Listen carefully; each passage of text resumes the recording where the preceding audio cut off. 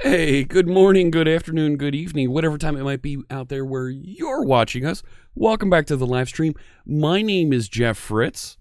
Greetings, my excellent friend. It is so good to see you. Today is Friday the 13th. Is that a thing? No. How's it going there, chat room? Yeah, I was putting on my glasses and knocked my headphones off my head. Oh my goodness. In the United States only? No, it's Friday the 13th everywhere. It's still the 13th. Let me say hello to folks here in the chat room. Lithix is here. Good day to you. Unhip Coder. Happy Friday. Jeff Whitmer. Good morning. Great to see you.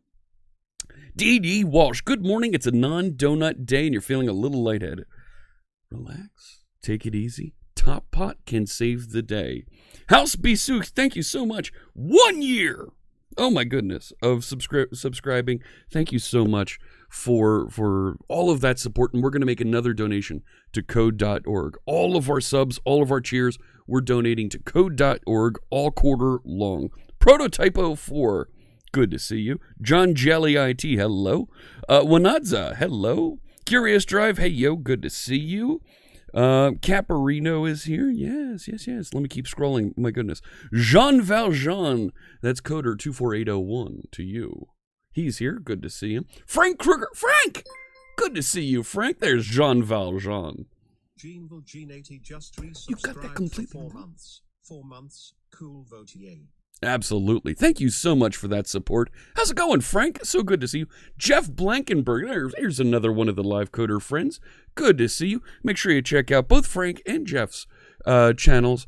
Frank's always got some really cool topics that he's working on over there. Make sure you follow him. Can we get a shout out for both of them? I don't think I don't think I see any mods here yet. I'll have to do it myself. We'll put a quick shout out to Frank and a quick shout out to Mr. Blankenberg there. Especially if you want to learn about how to program the Alexa.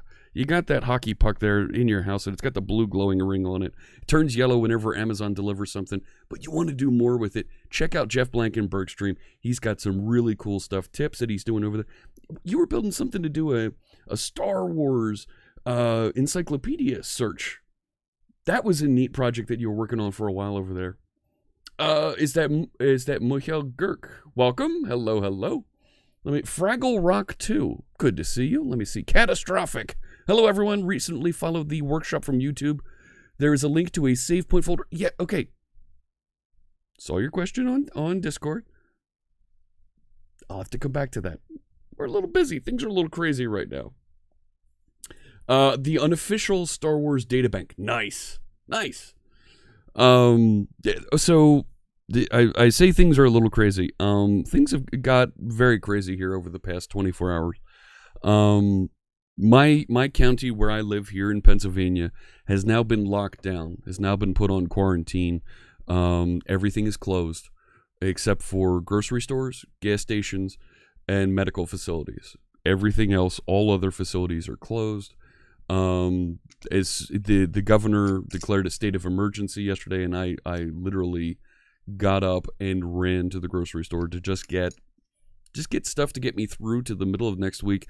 So because I normally do food shopping over the weekend, grocery stores receive their shipments Thursdays, Fridays. I wanted to make sure I got at least the things I need to get through the beginning of next week.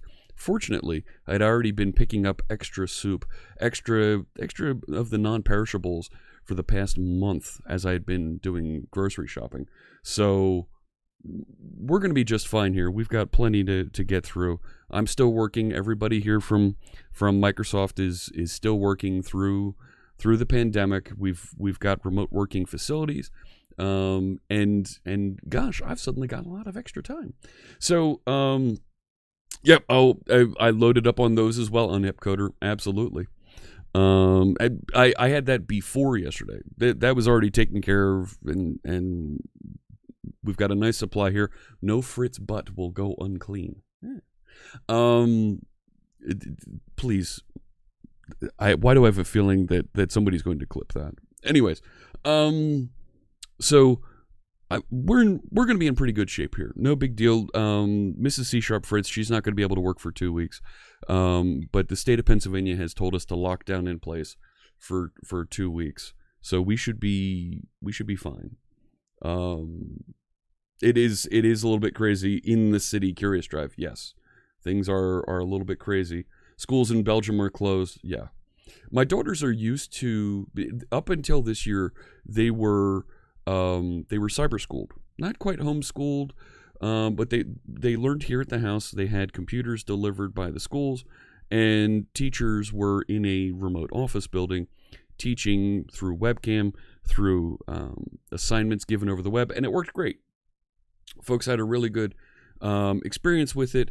They wanted to get back into a social program, so they went back to public school this year, and here they're going back into a little bit of cyber schooling because nobody's going to school. That's a thing. It's worse than in Austria. I don't want to spread rumors. I don't want to go and spread things that the news hasn't covered. But some of the folks that were recently the number of folks that were diagnosed Wednesday were 8 people in our county. There were 13 new cases on Thursday, more than doubled. And of those folks that were diagnosed were folks from the police department, folks from the fire department, folks from the ambulance crews. And they get around and see a lot of people. So lock in place. Yeah. Jerry Nixon is Jerry. It's so good to see. I've been on Jerry's show before. It's so good. And if Jerry were to do a live stream, we would need the Jerry chant for him. But it's so good to see you. Kids are about to become cyber schooled. Any tips for a parent? So, you are so kind. Look at that right there. Do you see what he's saying? Absolutely. Tips for parents. Your kids are about to become cyber schooled. Just like you have a home office, they need a home school. We literally took part of our living room. We have a very large living room in this house. We took the one wall and we moved the couch off of it, put it on a different wall, and we set up 2 desks there. We just bought a couple of desks from matching desks from IKEA that had whiteboard panels directly behind the working area. We set them up there. We put a network router between them, so they were both wired up directly on the wired network, so they had good connections because they're going to be broadcasting and receiving video. But that was school. You went to school, you sat at the desk. You left school, you walked away from the desk. Because you're doing, just as we as remote workers have flexibility in how we schedule our time in doing our tasks, right? You might have a report to write. You might have a spreadsheet you need to build. You might have some code you need to complete. Every half hour or so, you want to get up, you want to stretch your legs, you want to walk around, and of course, we as office workers, you want to go to the water cooler, all of those things. Kids are the same way. Make sure they have a chance to get up, to walk around. You know what? Let them walk the dog around the block. Go outside, jump on the trampoline, give them that time to be a kid.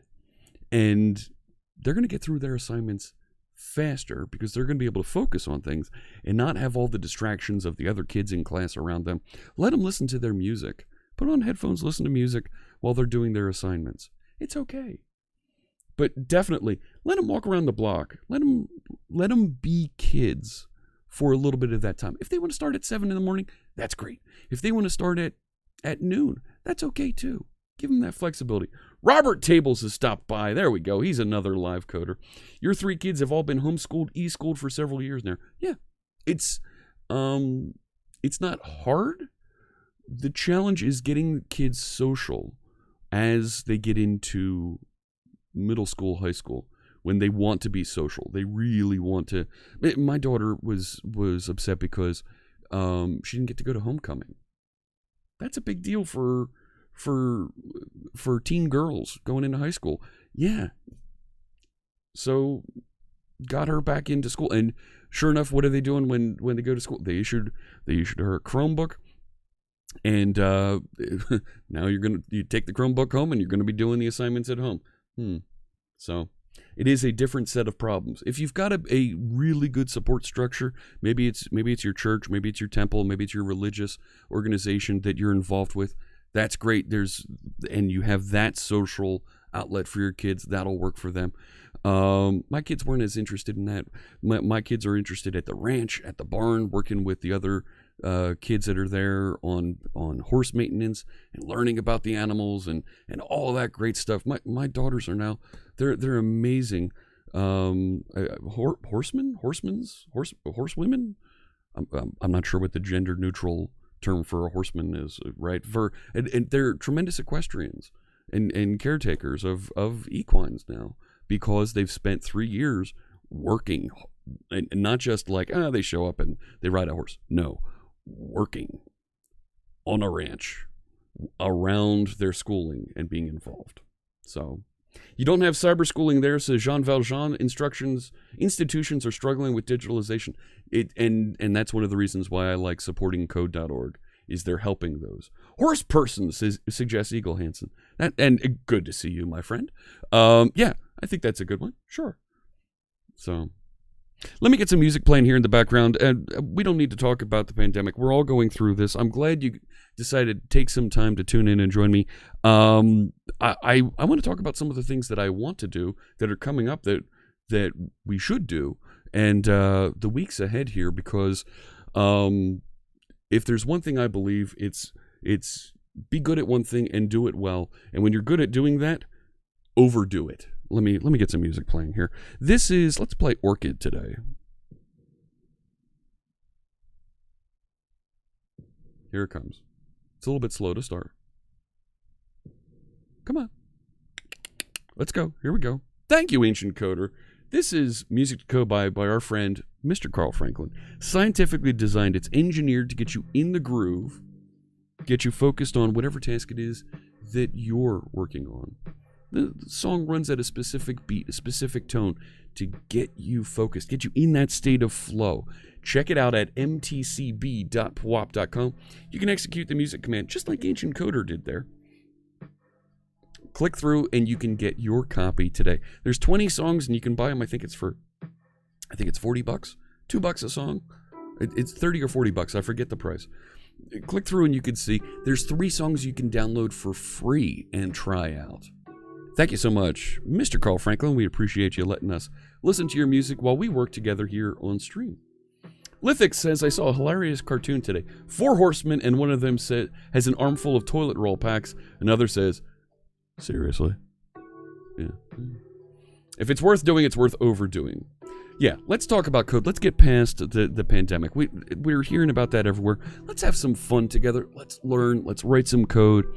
And let me tell you about a couple of the things that I have coming up here before I get into the code. Actually, I'd like to do a little... I'd like to take some time, friends, and get a little bit of meta work done on the stream. I'll show you what I mean in a minute.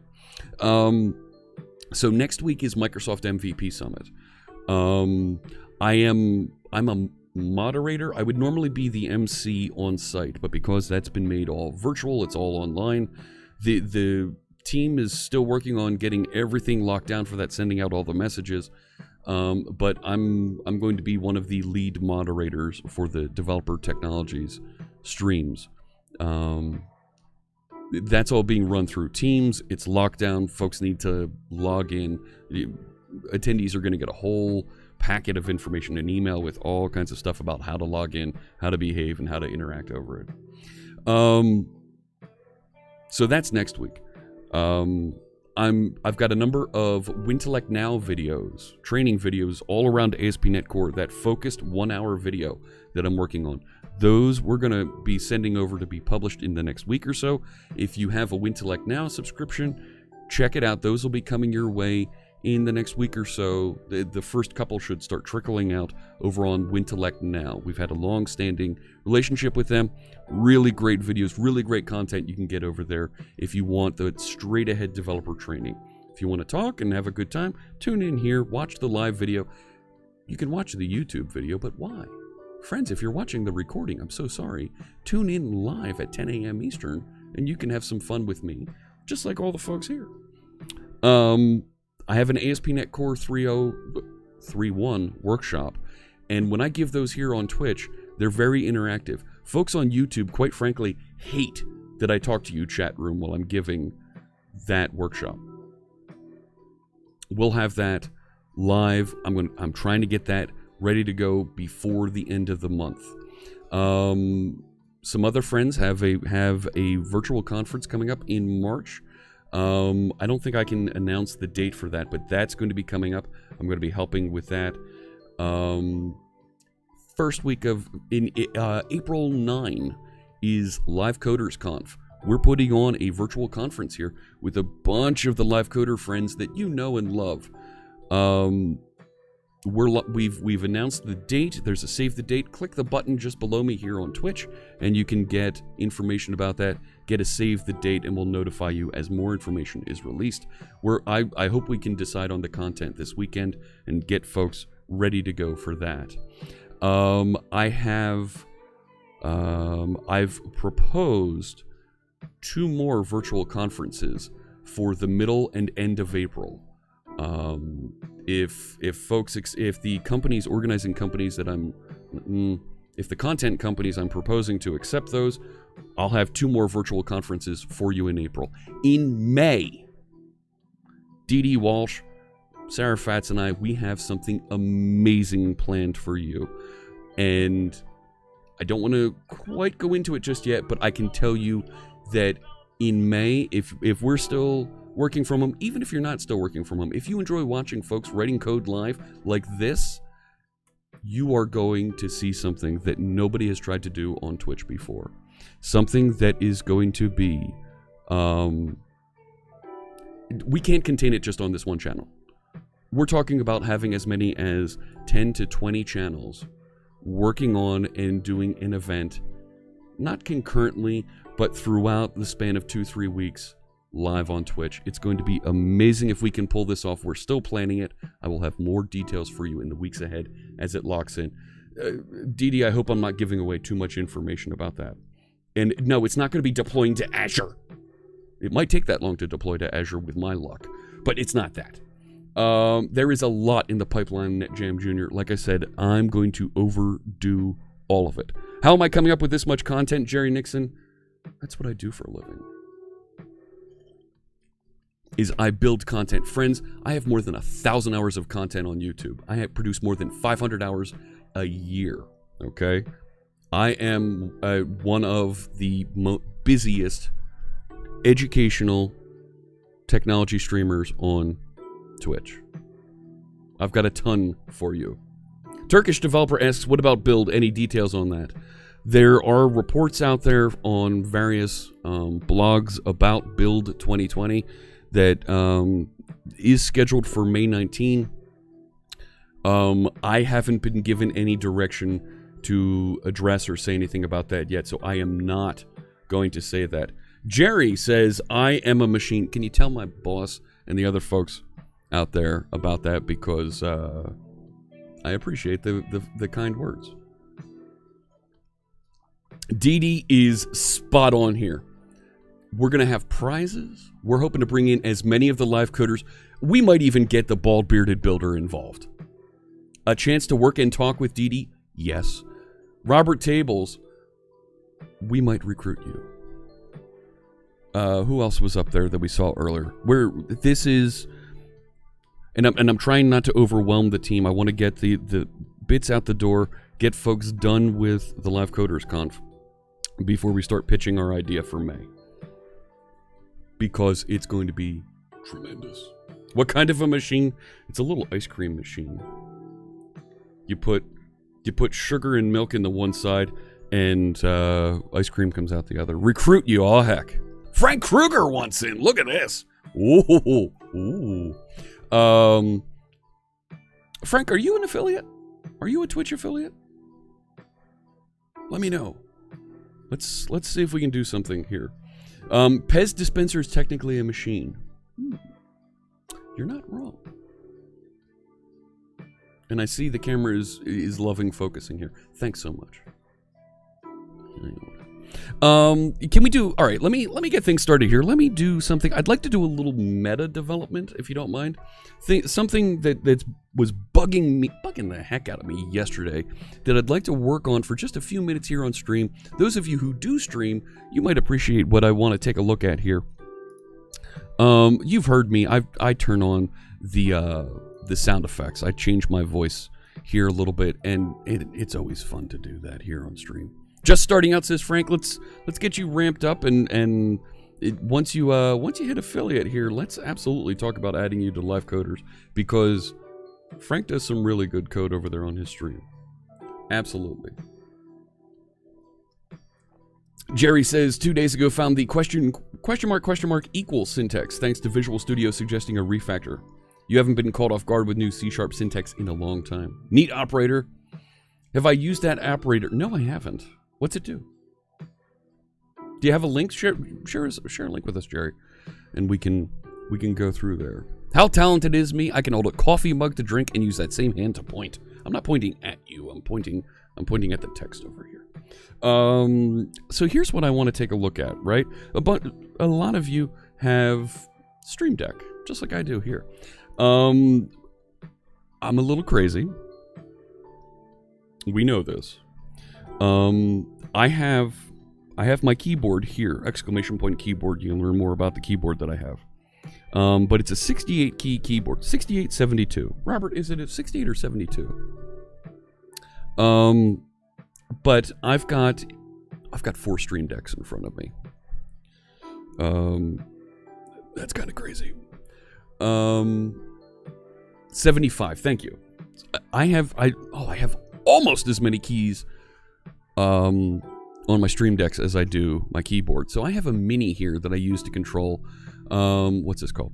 Spotify. I have my intro music, stop all, Stop all sounds. I have the horses neighing right there. Right? I've got my crazy Hulk sound effect. Right, you know what this looks like. You wouldn't like me when I'm angry. But I've also got, I've got a few other stream decks. Like I said, I'm kind of crazy about this. Right. On my left stream deck, so this is a standard 15 key, I have my redemption indicators under here. See, look at this. This is already a problem here. My goodness. Hang on. This is supposed to say party time, and it doesn't. Party mode, right? So here's the problem. These buttons trigger the various indicators that I have right here. And only one of these at the bottom should be active at a time. But they don't. I need to turn them on and turn them off.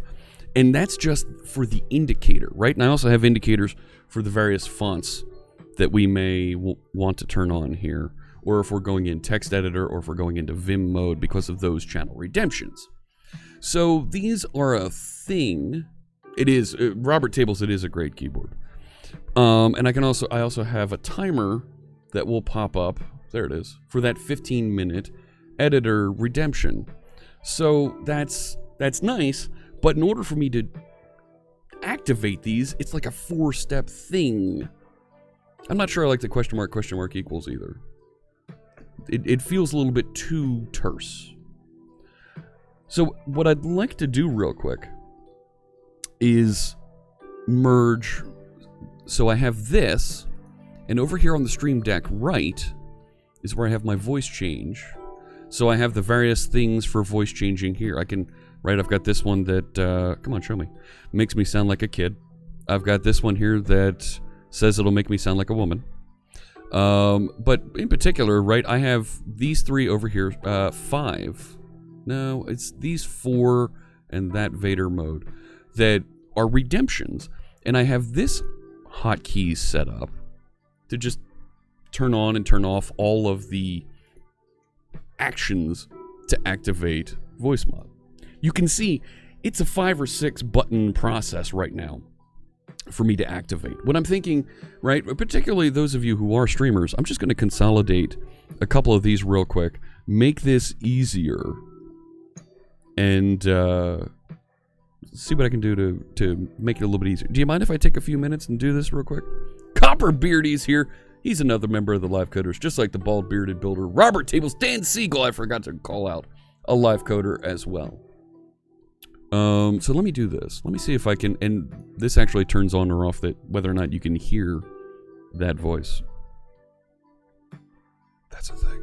It totally is. So I need some space to work. I'm gonna get rid of that one. And let me start chaining together. So Stream Deck actually has this multi-action switch here, right? So you can do a multi-action that says, hey, do a bunch of different things. But I actually need to also turn off when you press the button a second time. So I'm going to bring in multi-action switch. So I can now add the various actions that I want it to do here. So I need to go down to, there's a voice mod plugin here. So I need to turn on voice mod. I need to turn on here my voice so that you can hear it. So that now activated.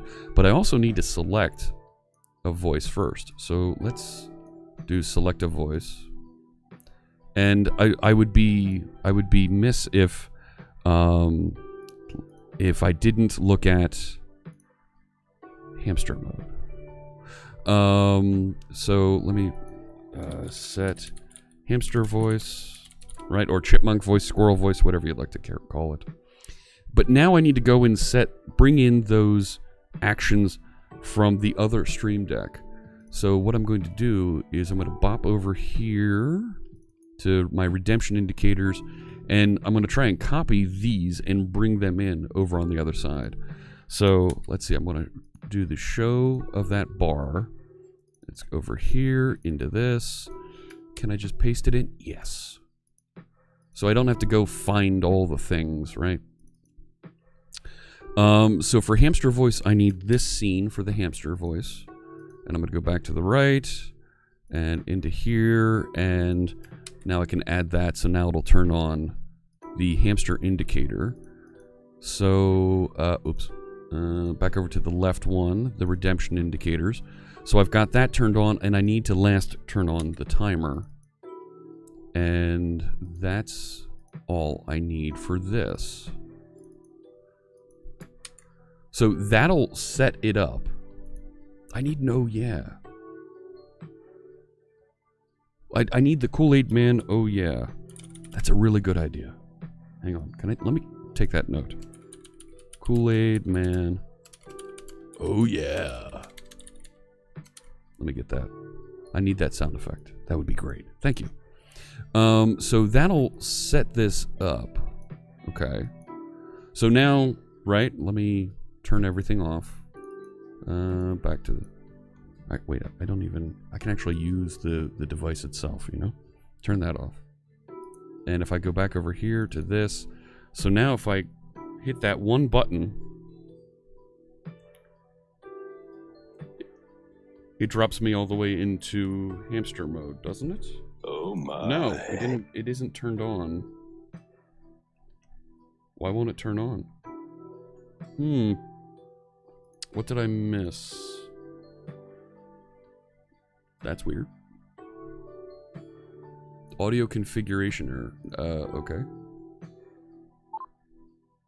There we go. All right. So if I do this now... Nope, now see it's... Oh boy. Now I've done it. I've completely broken it. Yeah, see, voice mod is now misbehaving. Rats. Alright. Well, I'm gonna have to... Is that working? That is. But my button isn't. Alright, well, I'm gonna have to do some more work and figure that out later. Rats. Rats. It is a little bit terse. That syntax that folks in the chat room were discussing. Alright. I know what I need to do now, and I'm going to get back to that later. Now that I'm just going to finish doing that for all of my voice sound effects, and we'll have, appropriately then, a full set of channel redemptions that I can activate with one button, instead of having to go through 5 or 6 buttons here. Let me head back over. This is Linux. Welcome back to Minimal March. We're doing .NET development in just a text editor on Linux so that we can show that we don't need a special operating system. We don't need special developer tools. We just need a command line tool, and we can build and be very productive with all of our development. How's it going there? Art for the Apocalypse. Good to see you. Oh my gosh. And none of my scrolls and things are working. What the heck? Friends, what happened here? That was working. Let's refresh. No, that looks okay. Sentiment analysis. Let's bring that back up. Come on now. Right? The marquee. Let's get that going across the top. Here they come. There we go. All right. And am I missing anything else? I think we're good. Right? Are my channel points overlays running? Yeah, we're good. Alright. So we've been doing lots of development over here. We're working on our Blazor web forms components. I just recorded a new intro video to introduce the playlist for all of the components.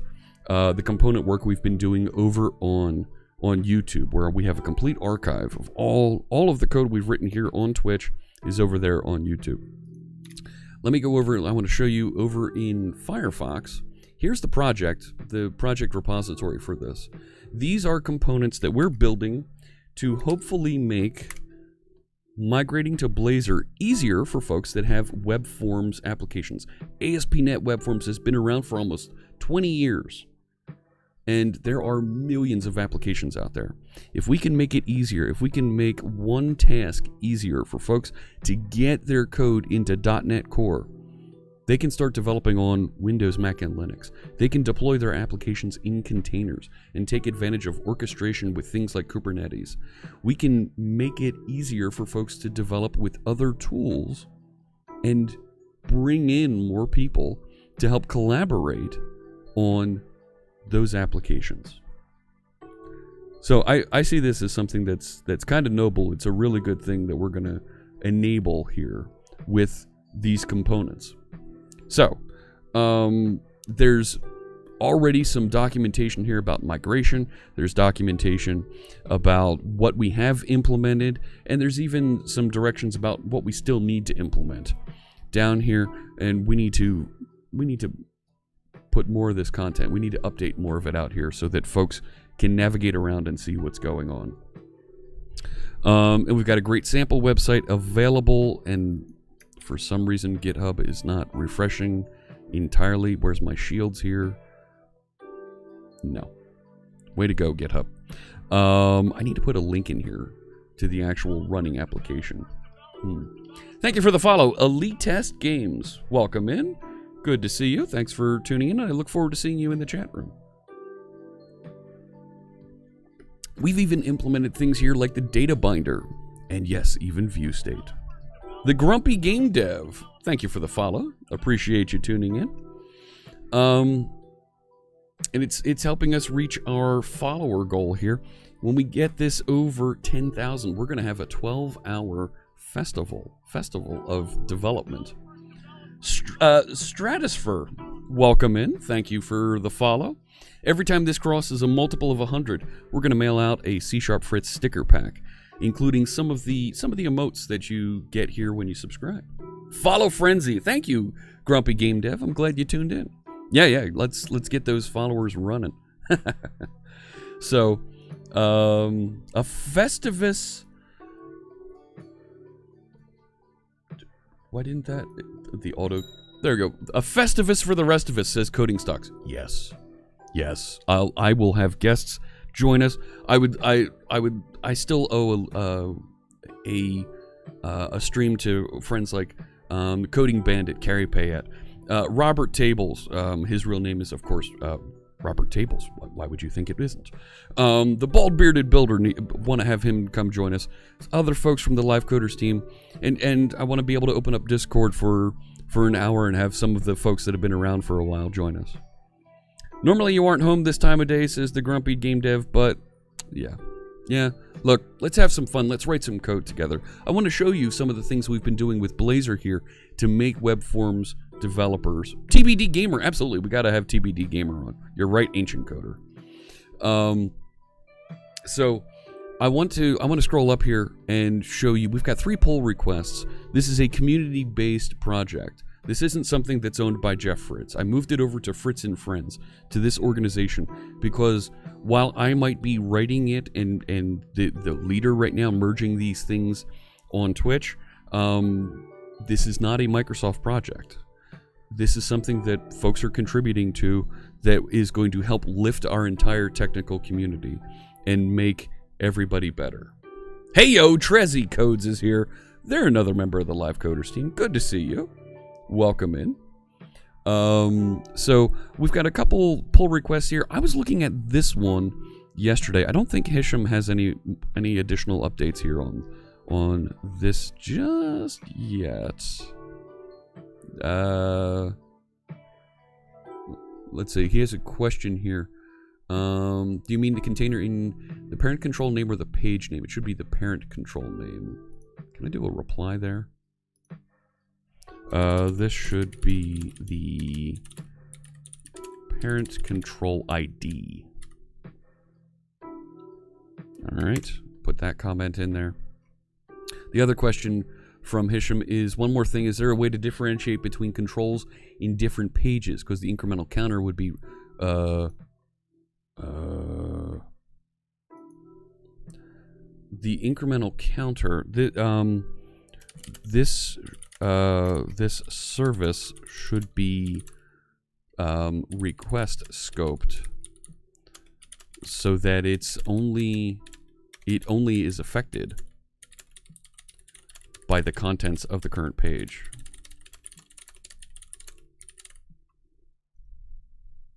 Right, we want to make sure that it's scoped to just this page. If it's static, yeah, it's going to see other folks' requests. We don't want to do that. That would be a problem. Let me see here. Okay, so there's some feedback. So Hisham is working on the ID generator for web forms, so we can get similar IDs generated. If folks have written some, you know, JavaScript that does that, we want to make sure that we address and generate similar IDs so that that code will continue to work. The other pull request that we have here is update Blazor client side to 3.2 preview 2.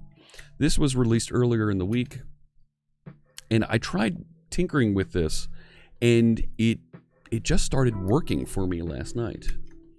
So friends, what I'm going to do, I'm going to run over here and update my my .NET Core SDK over here. So I'm going to run a apt-get update and then a apt-get install and see if I can get a new version there. So let me clear that.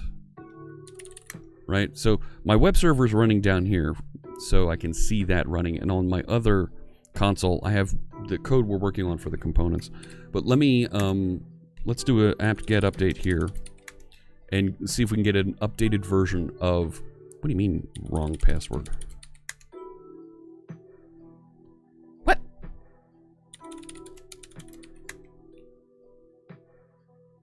Are you kidding? Oh, it's not that. I'm sorry. I have two different Linux passwords. And that was the password for the other machine. There we go. All right, so that's going to bring down an update, and then we're going to apt-get install .NET SDK 3.1, and we should get the latest version. I'll paste that in. Let's get the latest version of that .NET SDK. We're automatically installed, no longer required. It's already on the latest version. No, it's not. That's what I get for being mean to JavaScript? I'm not being mean to JavaScript. Chandu16. Hello, welcome in. It's good to see you. Thanks for tuning in. So why didn't I get... Do I need to get... Is there a new version of the packages that I would have thought...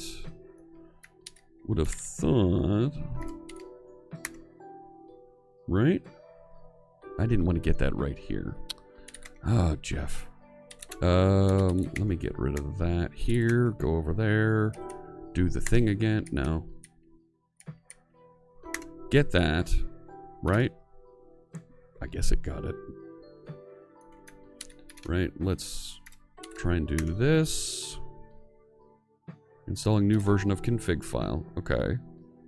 I don't need to do that. Let's run the apt-get update again. Because there's a new version of the package here. There should be, at least. Karma will get me? Hey. I poke fun at all different programming languages, even C#. So let's see if we get the new version there. There we go. Does it tell me .NET App Host Pack? It doesn't tell me exactly the version that it's installing here. Yes, continue. 3.1.2.1, there we go.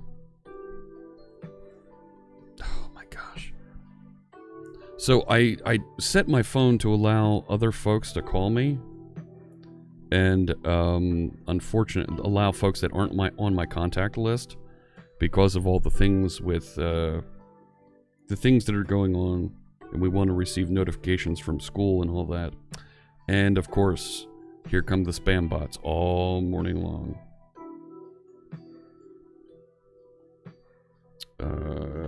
All right, so configuring. Okay. So if I run .NET version here, I get 3.1.102. Let me restart the server here. There it goes. And it's going to reset up and we'll be off and running. Good. All right, let me jump back over here. I have test project running there. I'm just going to kick that off again. And now we're running with 3.1.102. Good.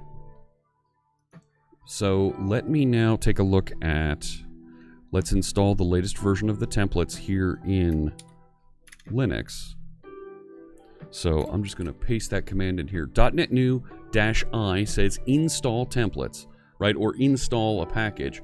And that's the signature for the Blazor for WebAssembly templates.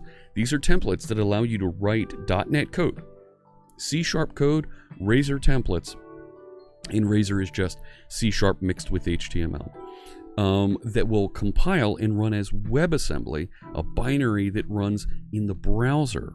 The same way that JavaScript runs in the browser, you can run a binary in the browser. This is a virtual machine. Yes, Chandu.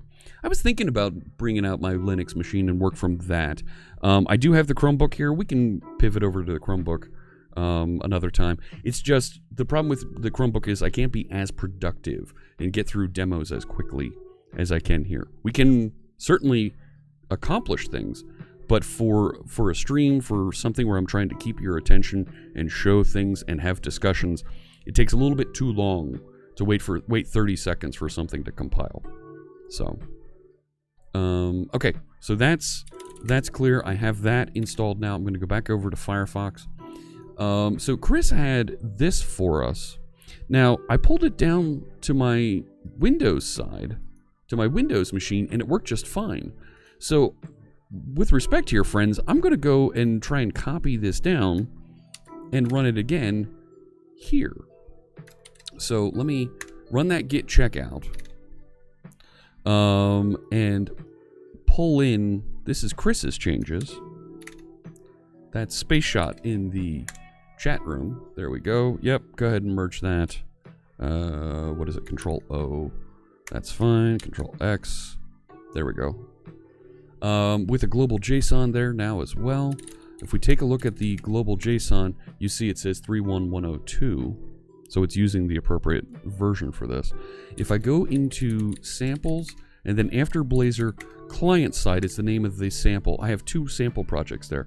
After Blazor client side, after Blazor server side, because Blazor as a component-based user interface framework lets me build web pages that are rendered both on the server and are rendered with WebAssembly. So this is the version that runs with WebAssembly. It's actually the same code. I actually shared the code across both projects, but this one has an extra compile step so it will deliver and run in the browser. Andreas says, great time to learn some coding. Yes, it is. Thank you for tuning in, Andreas. Appreciate you joining us. Well, that doesn't work. Well, that's a problem. Am I missing a package or something here? Let's do a .NET restore. Let's do a .NET build. No, we are... Data binder is okay there. Typer namespace name. This is for the grid view. Wasn't having this problem yesterday. Typer namespace name customer in the auto-generated columns. In the grid view default, grid view auto-generated. Okay, so. Oh my. It's telling me those aren't available. I know. Lily Hazel is here. She's the Live Coders community manager. Thank you so much, Lily, for tuning in. How's it going? Get me a little coffee on board here. All right. Why can't it find the customers? You have no idea what you're dealing with. Yes, I do. I'm dealing with customer data, okay? So this is, now, see, it says in after Blazor server-side pages, blah, blah, blah, the typer namespace, customer. The file is shared between the two, is what's going on. I'm wondering if there's a reference there that was somehow disconnected. Thank you for the follow, Andreas. I appreciate you joining in, and I look forward to seeing more from you in the chat room. Thank you so much already for chatting up there. Friends, there's never a dumb question. Everything is AMA here. Please, interrupt me whenever you'd like. If there's something that I'm doing that looks weird, that looks strange, that looks out of place, let me know. Chime in there in the chat room. I am happy. I'm paying attention. I've got the chat room right here on the other side of the camera, so I can take a look and keep up with everything that's going on there. Yeah. Let's see here. So what I'm thinking, this could be, this might be the thing. If I take a look at after Blazor, well, heck, yeah. after Blazor server side, where the rest of the samples are. If I do a vim on, which one is it? Pages, control samples, grid view. I'm looking for here. Default.razor. Let's take a look at this. So item type is customer. See, new list customer. Where is the customer type defined? I'm wondering if the customer type is somewhere that I don't have included in the project. Let me open here and let's see if is this somewhere that I'm right. Is what's in the imports? Shared objects models. Shared sample objects models is where I need to figure out how to fix that. Right. Shared sample objects. This is where I have my categories and widgets. But where is the customer object coming from that it's trying to use here in grid view? Well, oh, it's right there. Okay, okay. Wait a sec. Friends, I think I know what I did here. I think I know what's going on. So check this out. Here's how I'm sharing code between the two versions of this project. Let me close that so you can see a little bit better. So this is the csproj format. Yes, it's XML. Inconceivable! That's okay. But we have all the different elements here, and we actually have content include statements here that will include content from the server side of the project in the client side of the project. You keep using the word. What word? I don't think it means what you think it means. No, it's including everything that's under control samples. You see that right there? But it's linking it. It's not actually compiling it. So it's bringing in those control samples, and because it's Razor, it gets parsed and compiled, but it's C# for the customer CS file. So that is not being included. It's not being referenced. So here's what I think we should do. The customer model here, and this is a simple model intended to give us something to present data around. It's not actually part of the sample, but something to help us show some data. So what I'd like to do is let's just move that into the sample data library that nobody uses. It's there so that we have sample data to reference. Move it over there, and we should then be able to reference and reuse that. Blazor Mr. Magoo says, oh my gosh, wouldn't it be fun if they changed csproj to be YAML?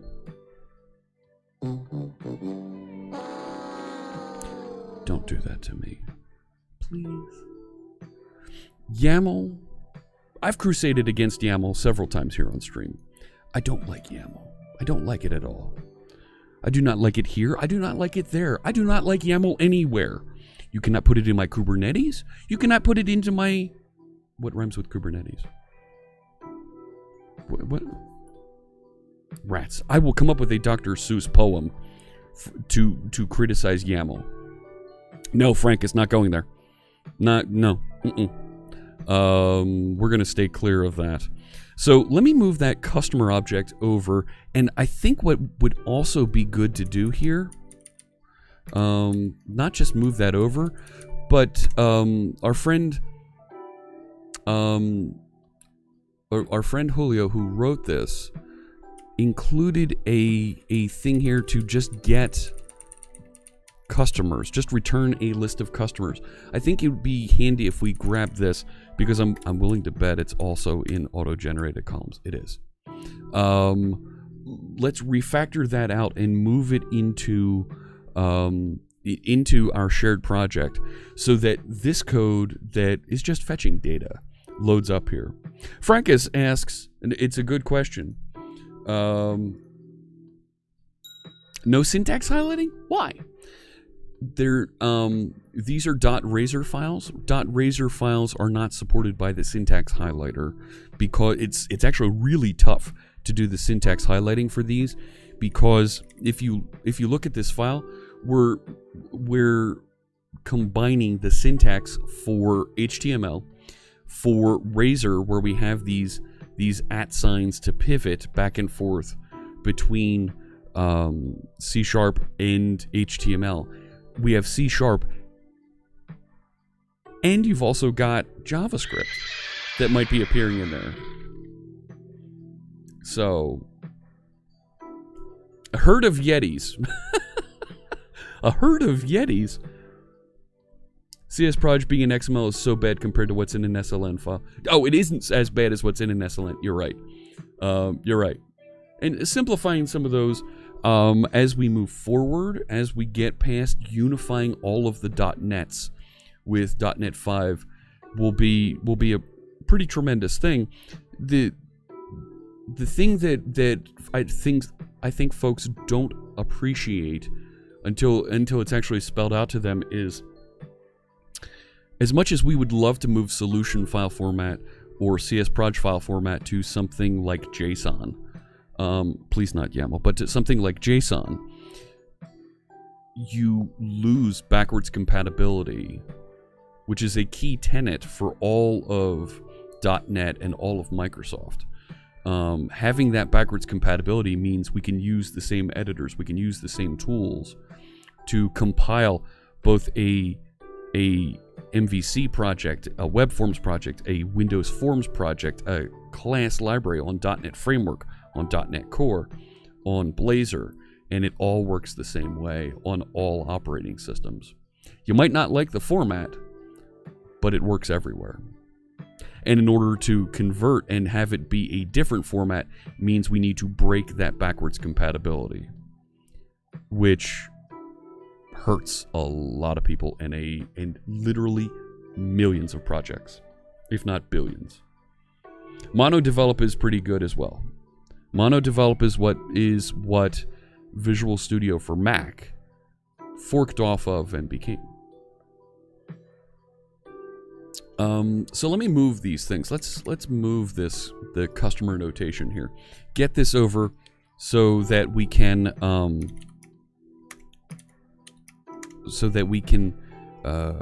get this compiling properly again. So where was it? It was in Pages, right? So what's the name of that project? There we go. Shared sample objects. So let's do this. I'm going to reach into after Blazor server side, and it was under Pages, Control Samples, Grid View, and I want to grab Customer and move it into Shared Sample Objects. Okay, that's moved over. We're going to need to change the namespace there a little bit to ensure that it works. I also want to now copy that, create a collection of customers, and bring that over and show it here. Let me pause here before I do that move. One of Paradise asks, hey Jeff, why are you working in Ubuntu? This is part of what I'm calling Minimal March. All month long, we're showing that you can do .NET development on the command line with just a text editor and still be really productive. So I'm working in Ubuntu with .NET, with Blazor, with C#, and showing that we can still build and do cool things. It's been really cool. It's keeping my fingers very exercised. Lots of great command line commands and scripts that we've been able to write and use. And I still have Visual Studio Code available to me, but we're avoiding using that so that we can show you don't even need that in order to be productive. So, thank you so much, Juana Paradise. I appreciate the question. Bluetooth FX asks, oh, can you get features like an IDE? Yes, Visual Studio Code gives you all kinds of IDE-like features. Debugger, IntelliSense, type ahead, integrated terminal, syntax highlighting, all that great stuff is available to you in Visual Studio Code if that's how you'd like to develop. And it's free, it's open source.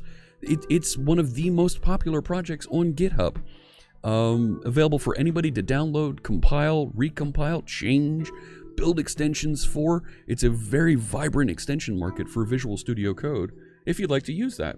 And it's available on apt-get, right? You can go out to apt, you can apt-get it and install it on Mac, on Linux if you'd like. And it's great. The terminal. Can I get feature? Well, what about the term? It's a terminal. Can you get IDE-like features? No. Impact, FWT. In terminal, can I get features like IDE? No. That's why it's a terminal. It's just a text editor. I've got different windows here. I'm going to queue up Impact's question there. Let me queue that up. I can bounce back and forth. This is Tmux that I'm using to have two different sets of window panes, so I can bounce back and forth. I have my tests running here as in a script that every time I change code, it'll recompile and run all of my unit tests. So that's a little IDE-like. Over here, I have my web server running down here. So that, and see, it's already telling me, oh, I don't have a customer object. So we'll fix that and this will start running again. And I have just a plain editor up here, plain terminal, so that I can work and bounce it through some projects over here as well. But I can bounce back and forth between them very easily. Yes, Copperbeard. I can highlight that again.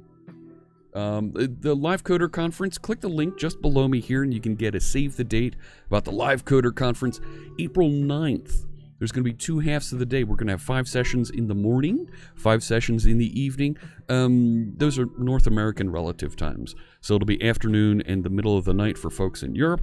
It'll be really late at night for folks in Asia, India, and hopefully in the early morning for folks that tune in when we do our evening segment. So really great stuff that I hope folks are able to tune in for.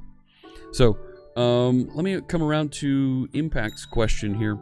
What's my opinion on JavaScript and web dev overall? I love web development. I've been a web developer for more than 20 years. Tremendous fan of web development. I love that anybody anywhere can open a browser and get to your product, get to your application, and become part of a community. It's a tremendous feeling to be able to have that available.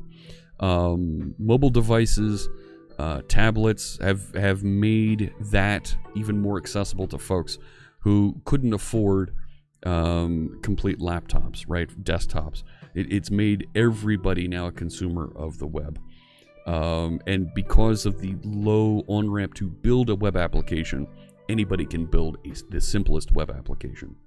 JavaScript, I think, has grown in ways that the open source community flourishes and shows exactly the Cathedral and the Bazaar essay, what that described about how the open source is a bazaar. There's all kinds of folks making all kinds of great things, and you can pick and choose whatever you'd like to make your application. The problem with it is, how do you go back and find those vendors, find those folks to get support a year later, 2 years later, 5 years later? Folks are running into issues with that, and I'm going to choose the Node community to talk about because that's where a lot of these folks coalesce around. Some folks do a nice job of handing off projects to other people. Other folks not so much. And we saw that with the left pad incident that happened a few years ago. Somebody was very upset about how they were treated by the package manager service, and they took down all of their projects. They said, fine, I'm done, I'm not going to make these anymore, and took them down and broke half the internet. These things happen. You are beheld to some of those folks that you don't know that who you're getting components from. So while it's tremendously flexible, it gives you tremendous choice, absolutely amazing innovation, you see dozens of people building the exact same thing over and over and over again instead of innovating and building new things, which is a little bit of a challenge when you're somebody trying to move a technology forward and you have people building new user interface frameworks. What's the user interface framework for this year? Angular 8? Maybe. The new Vue? Well, that was last year. People have already started peeling off of Vue and they want to go use something else. Is it React? Maybe. It changes. And from year to year, it's very hard to justify that to an enterprise that, oh, we got to stop using Angular 6 now because everybody's using Vue. We're going to completely rewrite our user interface to a different user interface framework. And now this year you want to move off of Vue and you want to go to something else because it's the new hot supported thing that everybody's using. React feels like building a factory to print an A4 page. Yeah. MJT says we should be using less libraries in general. More minimal, clean, regular JS. Vanilla JS. Straight JavaScript you could do very, very well. Coding stocks. I got to put this on the screen. Recently tried Google's cloud platform. You found it to be more user-friendly than Azure. Interesting. Thank you. I appreciate that feedback. And I'd be curious to hear more about that. So... Frank says, Blazor is the new user interface framework. Who knows in 5 years? While it might be the new user interface framework, they still support Windows Forms, WPF, XAML, Xamarin Forms, all of Xamarin. Silverlight is still supported until next year. Silverlight is still supported until 2021. You have at least 10 years of runway. Everybody deprecates support at some time or another. Microsoft guarantees at least 5 years of support. At least 5 years of support for these technologies. So, oh, UWP's in there. Yeah, UWP is kind of the forgotten one for me. It's a little bit tricky to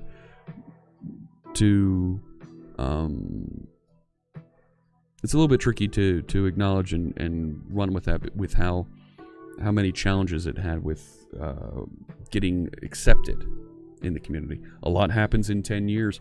And Unhip Coder, I'll tell you this. I have folks asking me for...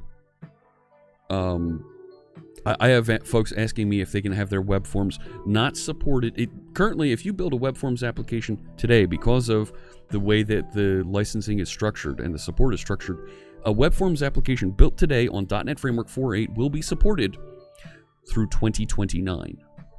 That's 30 years of support for that framework.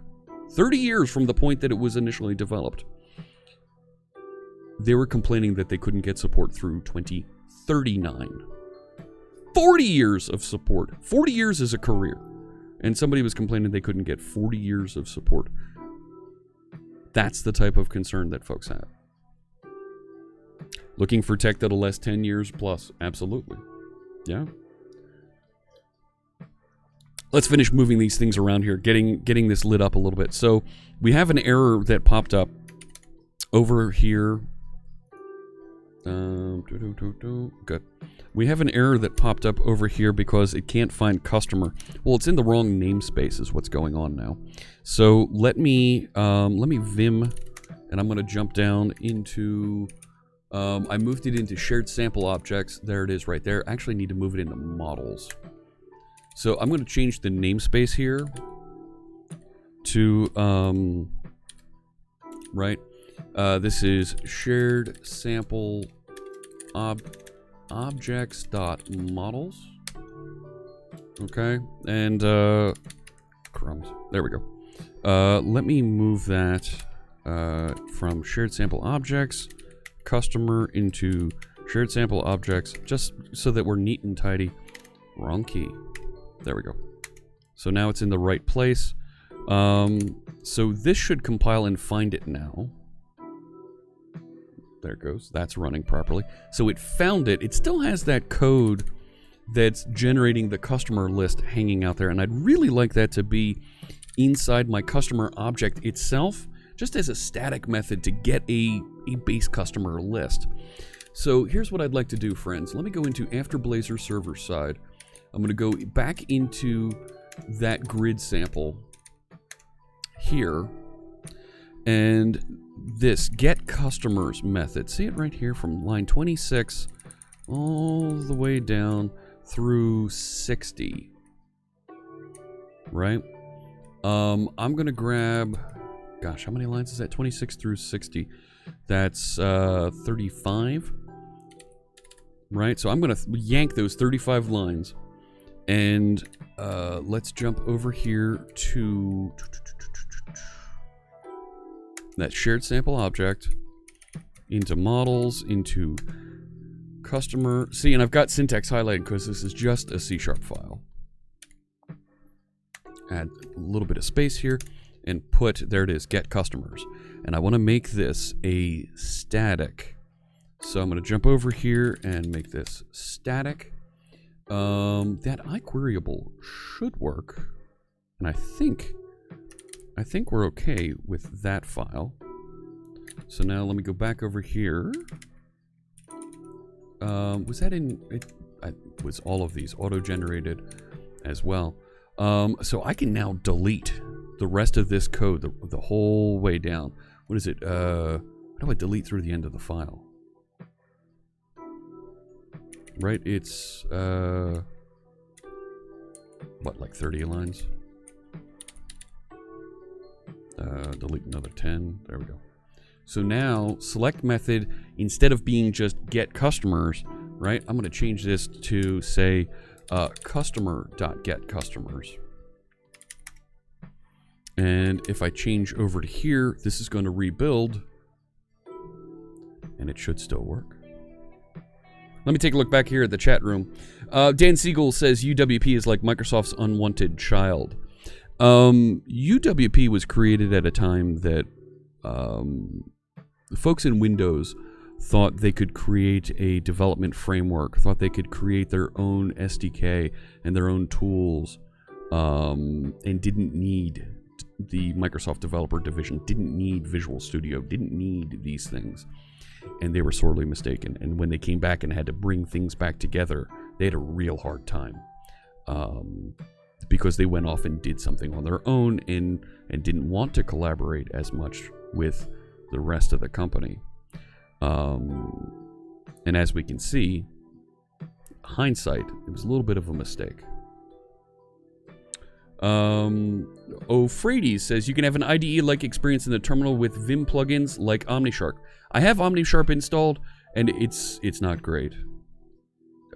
It's not helping me out here. And if you want to configure things, just get space Vim and add this. I don't know what that is. Space Vim C# layer. InvisiTurtle. You don't have to.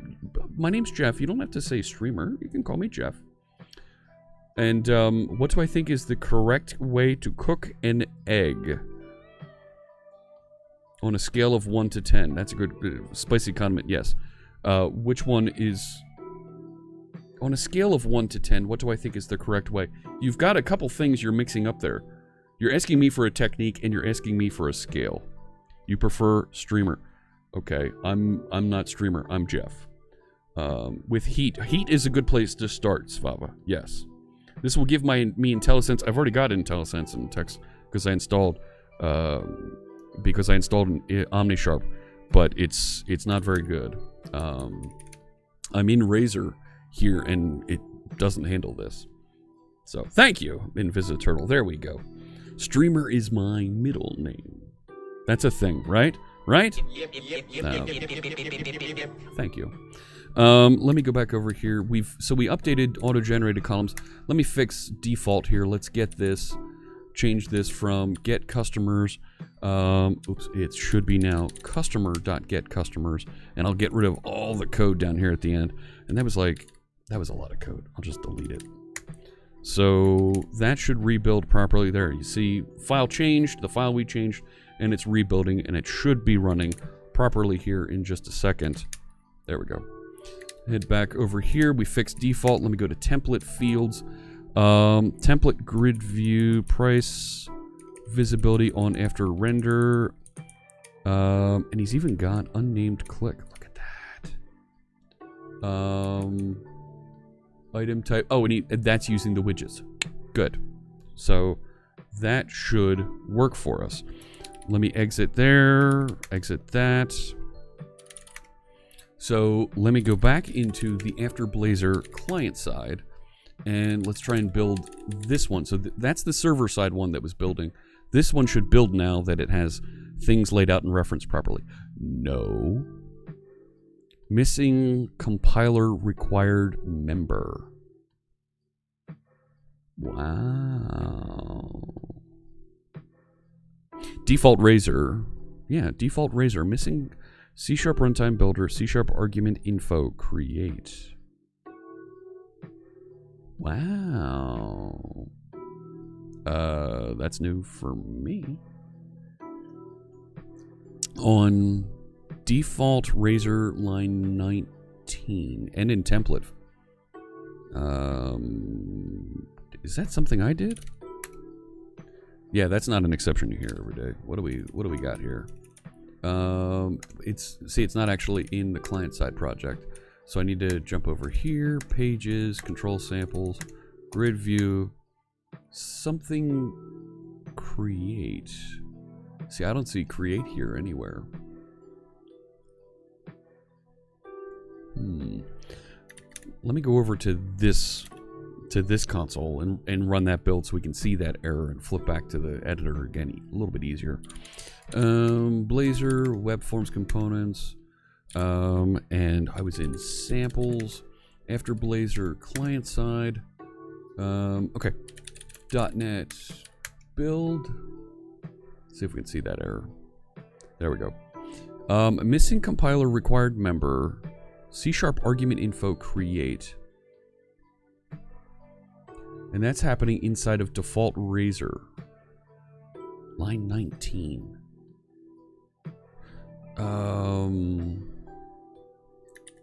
Default Razor.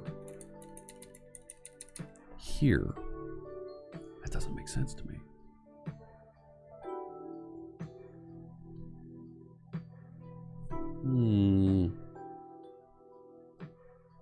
We got so close to getting this all fixed and turned around and running properly, too. Oh, rats. Rats.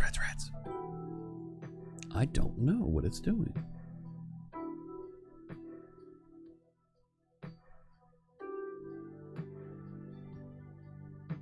Because it's clearly running the server-side version properly here.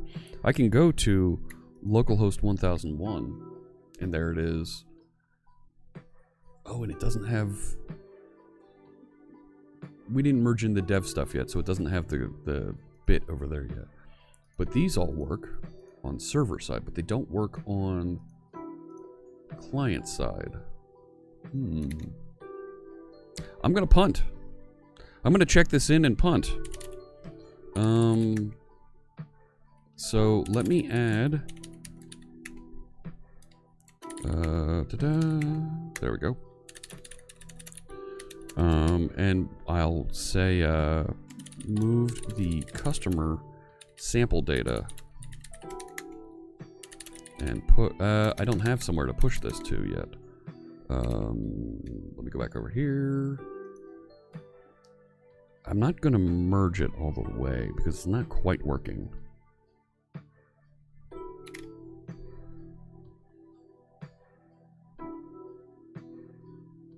Let me check out dev and bring those files over.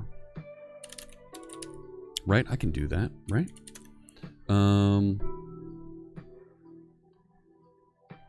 Because it's in this, and I want to grab after Blazor servers. Oh boy, oh man, this is going to be confusing. After Blazor server side pages, control samples, grid view, auto generated. Okay. I also need to grab default. Right, so I've got those two. I want to grab... I should... Yes, I know. The shared sample objects, models, customer. It doesn't know that that exists. Okay. This down here, let's kick that so it runs again. DJ Bass 101, welcome to your life. Code works, changes one thing and breaks, changes back, it's still broken. I know. Something weird going on there. Something weird. And I'm going to punt because I don't need this just yet. Well, look at that. Now I'm getting this one broken. Customer does not contain a definition because customer is still in after Blazor server side.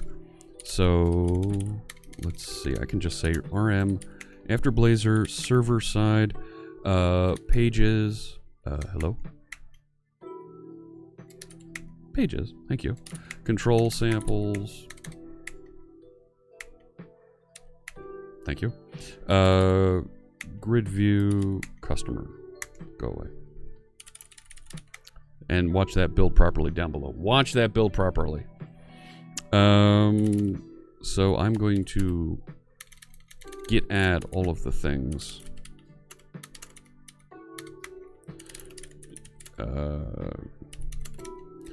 Updated, moved customer object to shared project. So we can use that over there. All right. That's now available. That should work. All right. Next. So this is still not quite working. At least it's not working here on Linux. There's something else going on there. We have a fix for our button here from Cody. Issue 117. We needed to trigger a state has changed whenever a command fired on our button. And it was because we changed, well, when we changed on command to an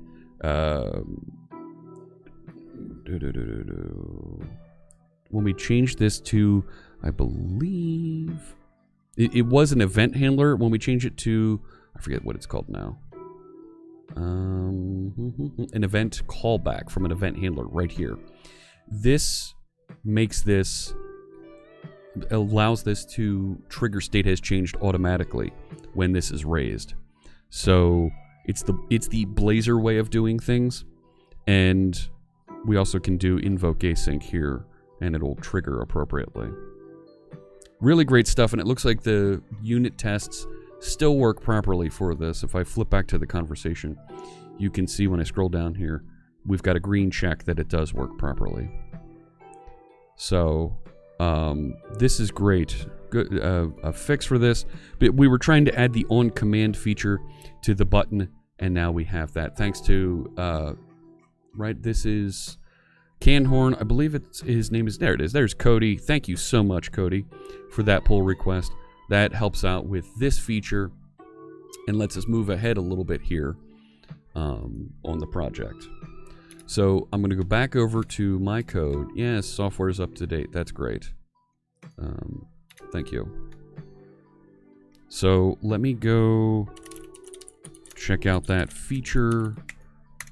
So we need to build a button that can have the command feature happen, and that's what this will handle for us. And we'll be able to interact with.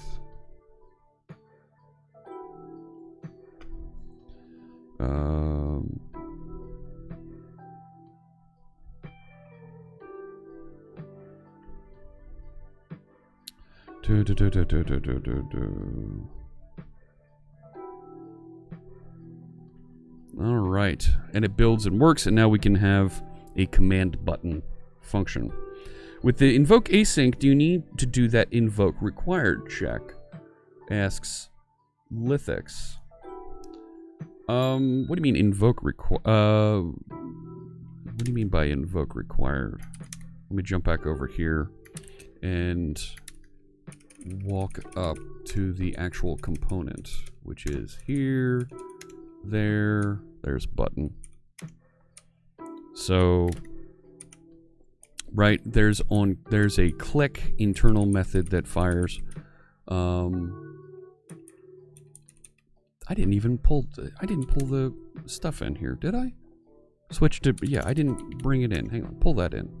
There we go. jump back over here. How do I reload this file? Is there something like reload? No.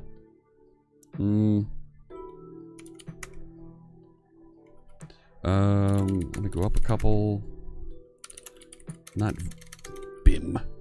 Vim source this the button.razor. So that's just the razor file, which is too simple at this point. We're gonna need to add some other things in there. The C# code behind. There we go. So we have this has delegate check to make sure that it properly has an event on it, an event handler, before we go and say invoke async. In WPF world, you have to check if you need that call. No, you need to... I'm passing along, so a delegate has been passed in. That's what on command here is, right? This event callback is a delegate. If something has been assigned there, then we need to invoke it. We need to pass that message back. We're setting up this click internal event handler so that we can have the real button that we paint on the screen call click, so that we can just go down here, right? That from the real button triggers this, and it checks and says, well, do we actually have a delegate for a command? If we do, invoke that. If we don't, invoke the on click for the click handler, which even then, this will handle if it has a value or doesn't, but I want to only invoke the command if command is set. I don't want to go from one to the next to the next. So that's why I'm doing a check on that first before I go and proceed through. So I'm pretty happy with that. Hisham had some feedback on that I think was unnecessary. I'm going to delete that little bit of text there. We don't need that anymore because that was a little bit to help us test when the buttons were being clicked, and that should push through and give us our button now working properly. We have more features to add to it. We have to copy through things like style, copy through some of those other features that are on the full instance of the button. But for right now, this works and provides the on command feature. We still have to add more features to this, but I'm okay with that for now. So let me do a quick git commit. Removed extra console write line in the click event. Okay, I'll push that change out, and I'm going to merge this so that we can go back and work on the form and also bring in the grid changes. So a couple things are going on here. We received that alpha version of the grid, and the grid for some reason occasionally doesn't handle the header on one of the columns properly, particularly in the unit test, and it's a little crazy. So what I'd like to do, I'd like to push the button changes into dev on GitHub, address that grid issue, head back over to the form, and start working on getting the parent-child interaction happening between a button and the form.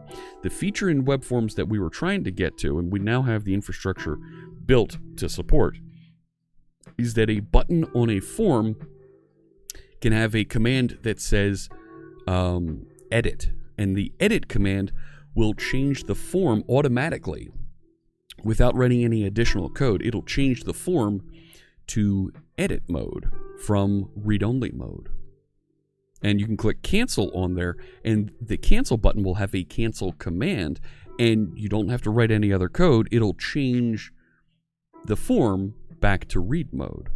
So these automatic interactions between our components that were supported by ASP.NET, we just finished building that infrastructure that's going to make this possible. So let's merge up that button change. So I'm going to create a new pull request. I'm going to merge into dev the feature button, and I'm actually going to delete the branch along the way here. Of course, you can't automatically merge. You're going to be a pain in my tuckish for this, aren't you? There's a lot of code in here. I'm going to create the pull request. And this is going to be a button with command. Let's call this initial button with command feature. Thank you for the follow, Soraya Pi. Welcome in. Create that pull request.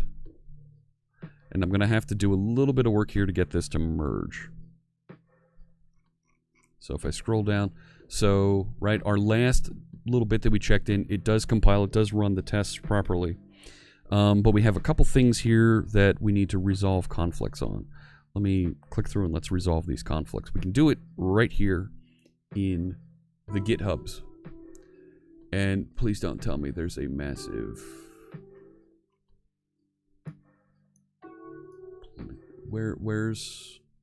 Where's the conflict? I'm looking for... Are you freaking kidding me? You're going to mark the entire thing as a conflict. Really? It marked the entire thing Git did as a conflict.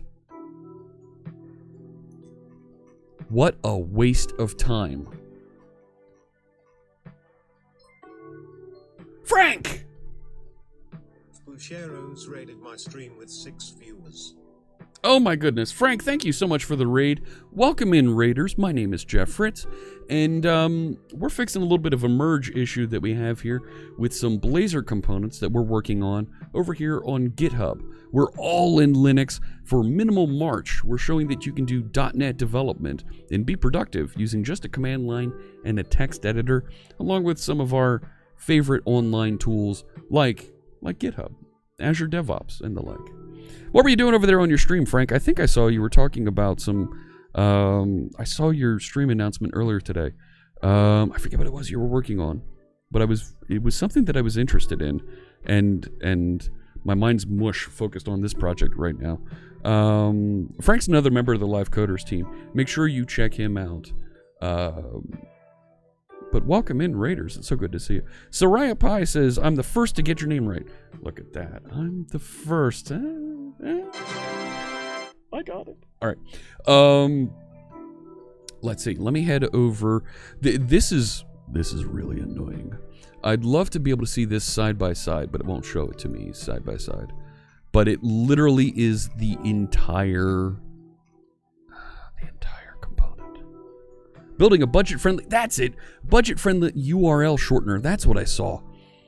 I use Bitly a lot. And having a URL shortener, my own private URL shortener, would be really handy. And that's what Frank was working on. Very cool. Thank you, Frank. I'll have to check out the video later. So, what do I do? What do I do? I come back to this. I'm going to end up choosing one or the other and saying, just stick with this one. So here, inside of my button raiser, inherits base web forms component was added. No, it's this one that's coming in from feature button is what I want. I don't need this. And I'm actually going to delete that. Mark as resolved. This one, the C# file. Don't you tell me you're going to mark the entire file. Don't you tell me you marked the entire file. It marked the entire file. It marked the entire file. Mr. Demon Wolf. How's it going there? You use rebrandly.com. It's really good for free. Ooh.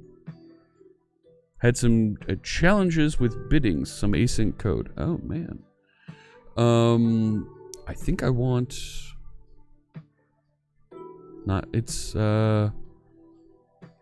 Yeah, I want the top one. I want the one...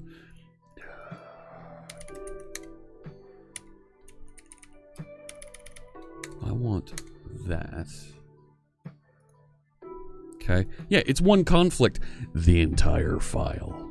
Thanks. Thanks a lot, Git. Did me a real favor there with that automatic merge.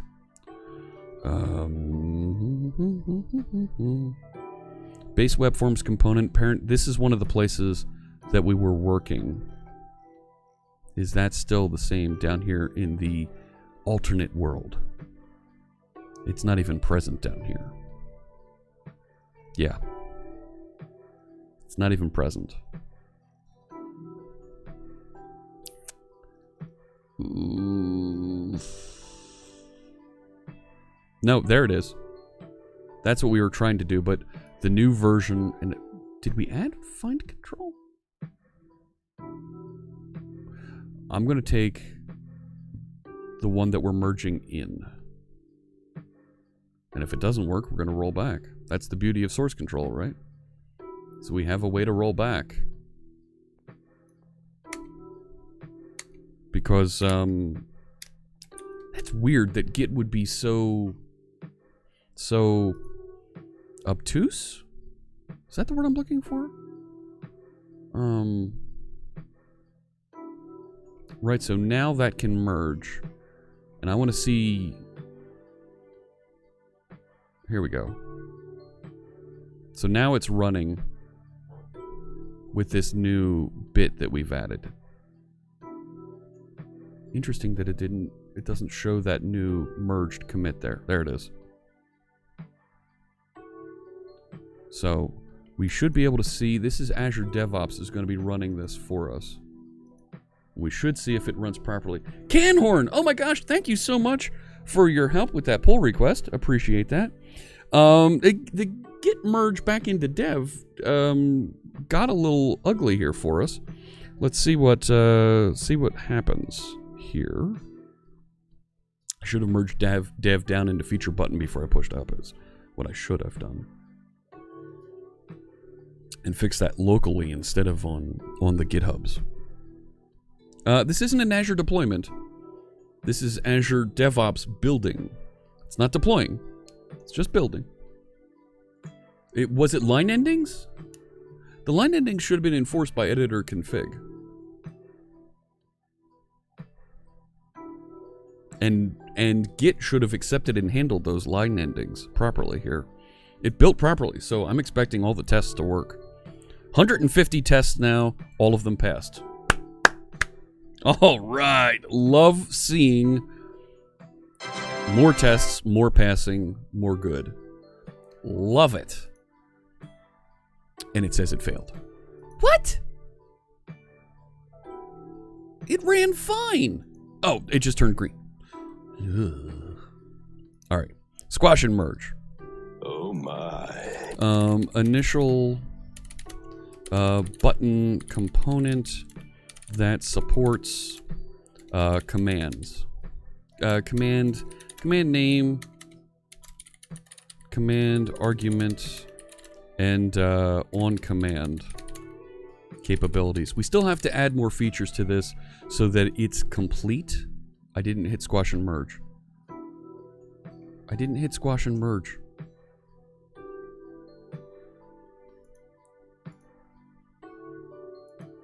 I thought I did that.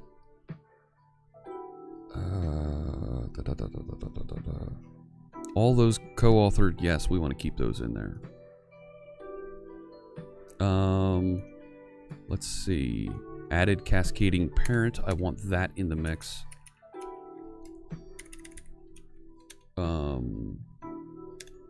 Start to work on button, command name, command argument,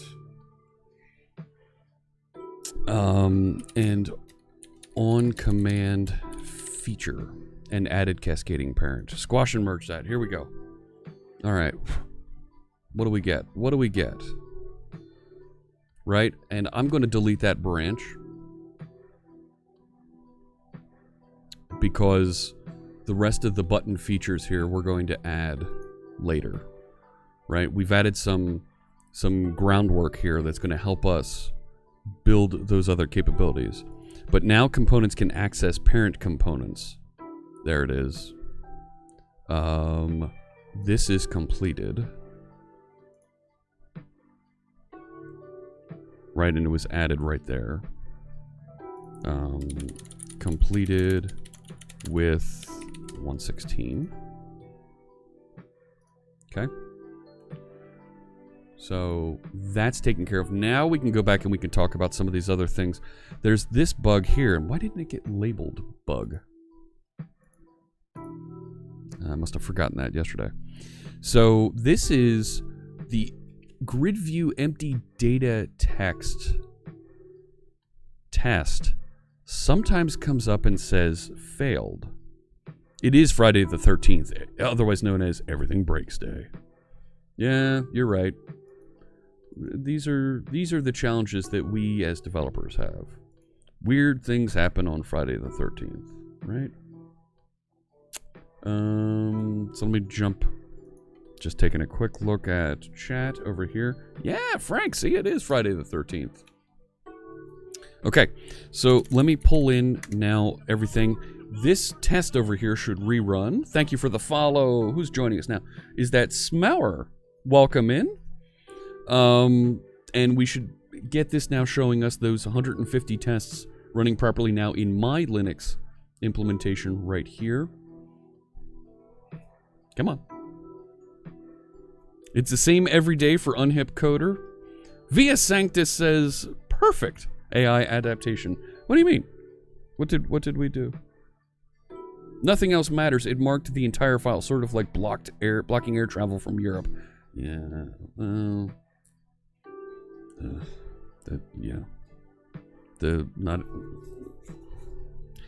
Some people react differently to these things. Extension method FindControl accepting grid view row could not be found.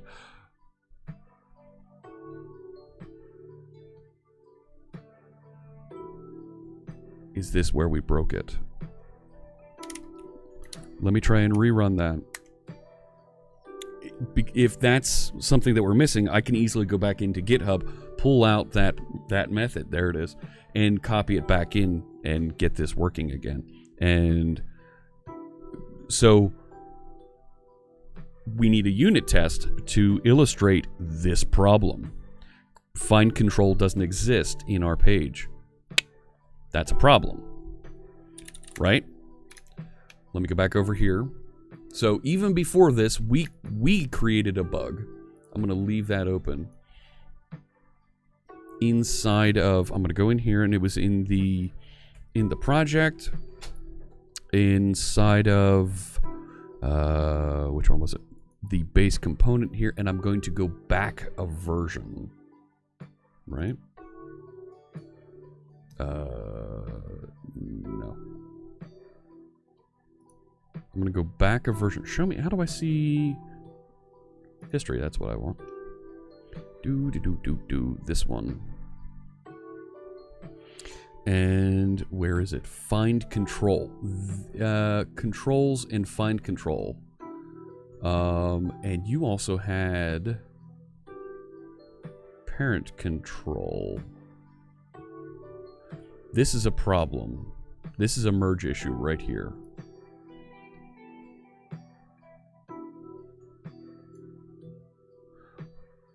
We're going to need to resolve this.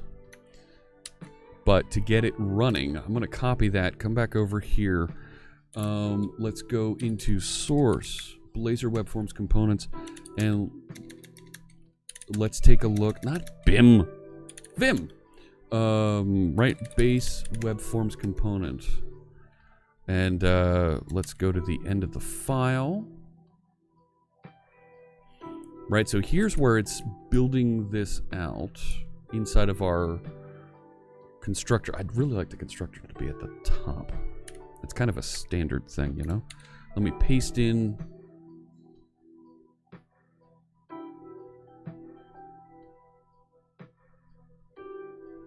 Malfunct is here. Hey, how's it going, my friend?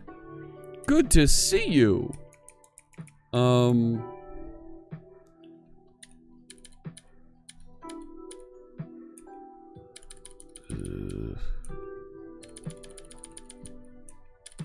This is ugly. Right? Is it, can I just do that? Nope. 2, 3, 4, 5, 6, 7, 8, 9, 10. I wonder if I can just do a DW here. Oh, that works. Uh-huh. Why is it putting those in automatically for me?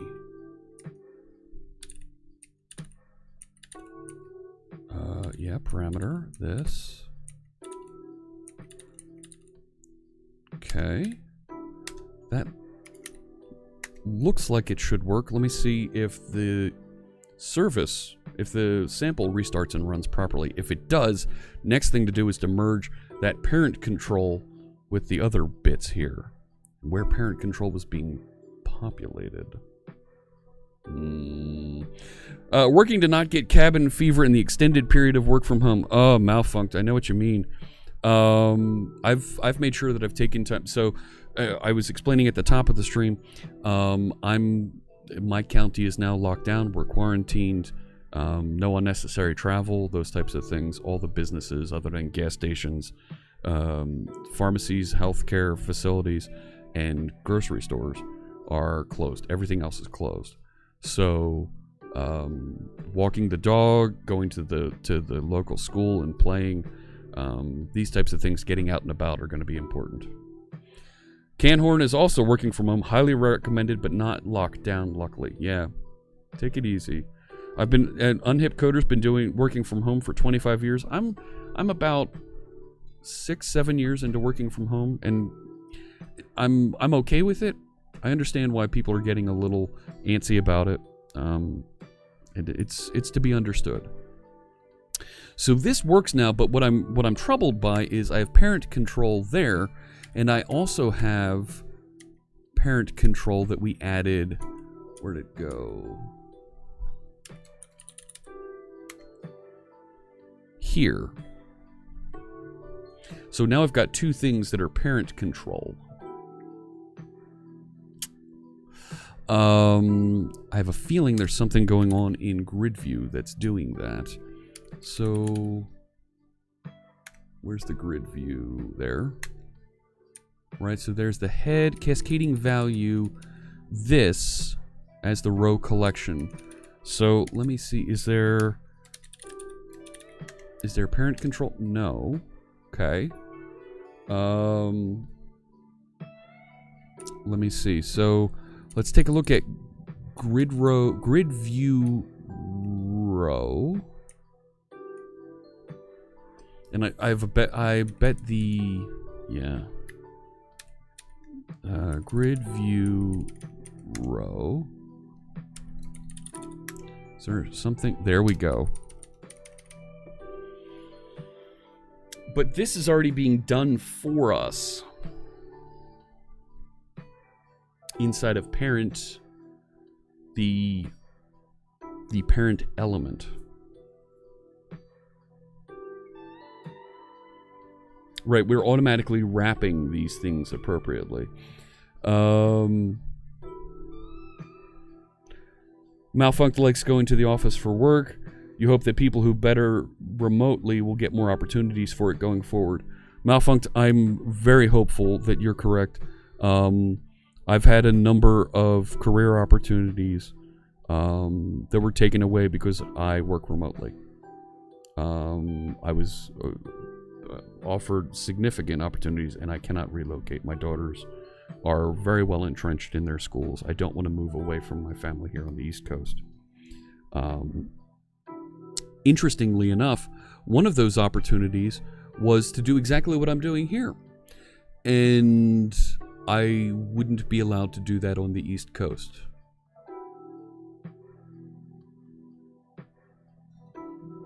And the reason they wanted me to move was and the reason they wanted to consider me for the position is because of what I've built here on the stream. But they needed me in Seattle. I don't think you get how this works. And I'm not going to say anything more about what that department was, who those folks were, but they still haven't found anybody to fill that position. They still struggle with this concept of how to engage folks over live streaming, and I'm still the founder of the Live Coders. I'm still one of the top technical streamers in the world, and I'm not in Seattle. I don't live on the West Coast. Edit Etsy hosts and block all social networks. Nice. One of the ways I work around that is have other distractions. Yes. I think I can say this, that I hang in a Discord most of the day, a Discord voice channel that's effectively a water cooler with Svava and a handful of other folks. And friends, I've never met Svava. I don't know her more than the chat that we have here in on stream, in some other friends' channels, and a voice on the end of Discord. But you know what? She's become a tremendous friend and someone that I look forward to talking to every day. And it's tremendous. It is a phenomenal friend that I have found in Svava, and I absolutely look forward to talking to her all the time. She is too real, Frackberg. She's an amazing person, let me tell you. It's absolutely. That's possibly true. That's not what I heard. Lost track of how many jobs Dan Siegel has lost. No thanks to, because they wanted you in an office. Yeah. So, it's interesting that folks, the folks who do work in an office are now, oh my gosh, kids are being sent home. I can't work from home because I have kids home. What do you think happens in the summer here?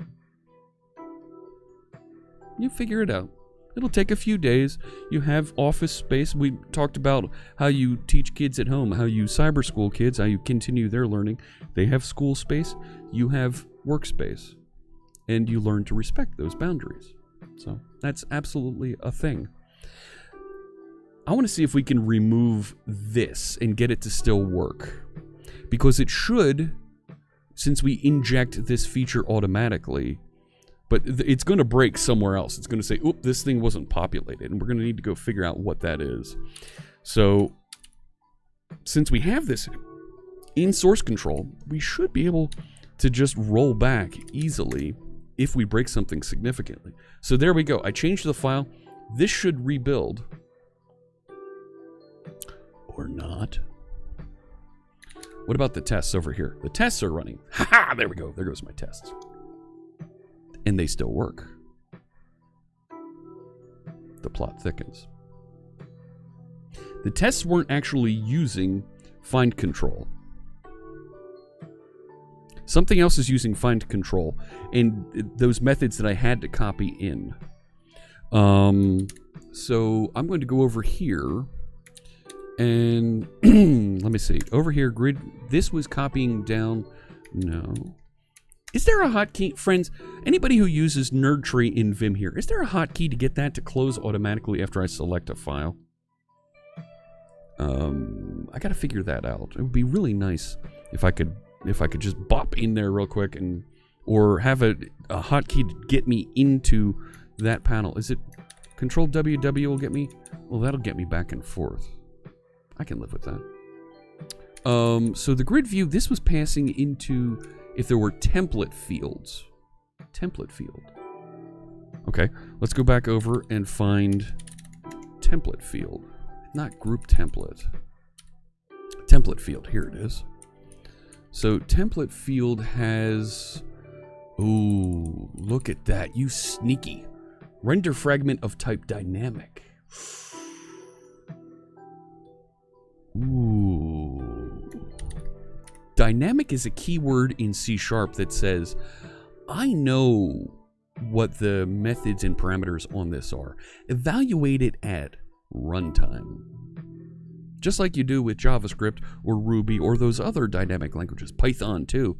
This is a way for you to kind of hit that escape hatch in C# and say, I'm not going to be statically typed for this. I'm going to be dynamically typed. And I know better than the compiler what can and cannot be used. So you use the dynamic type to hit the ripcord and go figure out what else you can do here. And what? Base column. What's in base column? Up here. Column collection on initialized. Okay, so we have an I column collection that's being passed in. So where's column collection coming from? Right, I'm trying to figure out where is it? Comma, comma, N? What, so my lead key is, it's not...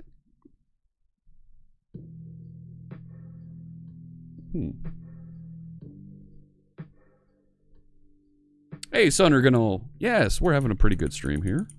Where is that coming out of then? Where is it getting the column collection being passed in? So if I take a look at grid view, so for each iColumn in columns, where's columns coming from?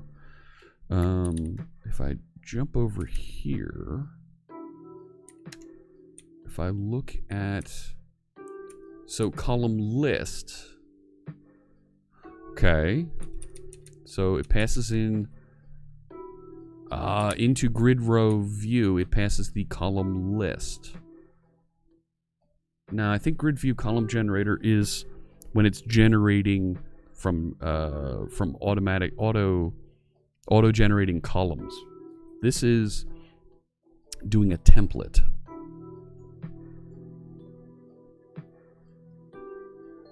So that column list is right. We're inside of grid view, so auto-generate columns, data key, there it is, column list. It's a new list of type iColumn. Where is that getting populated? It's a render fragment. That's a parameter being passed in. Those are the columns being. One Lopez says in nerd tree settings it defaults to backslash. Nah, backslash isn't getting me over there. Works the same as the web forms grid view template. Okay. So I'm trying to figure out where FindControl is being called so that we can test and emulate it appropriately. Right? So, here. Right? Columns is a render fragment. When does it interact with that?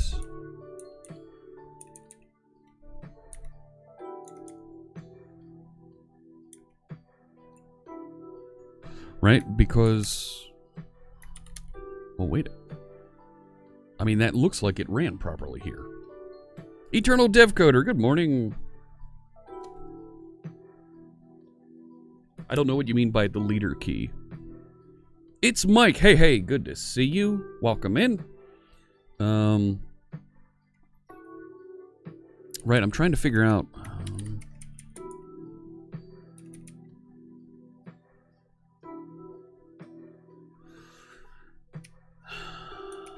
Is it, if I look at base column,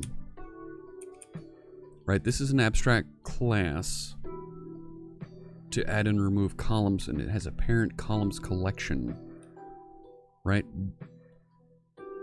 Oh, it's going great, Mike. We're working on these Blazor components that emulate the web forms components. Web color, base column, color translator, grid column generator. Is it in grid column generator? Generate columns, new bound, okay, so it creates bound fields. But that's still not an iColumn.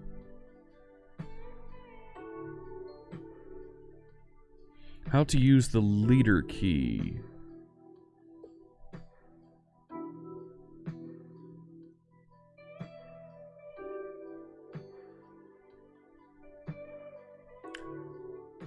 So // in would pop me over there. No.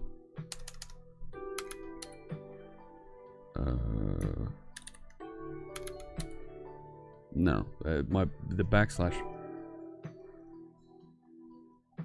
Maybe change it to comma. I didn't think I changed it to comma. No. It's not comma. So I can run help leader.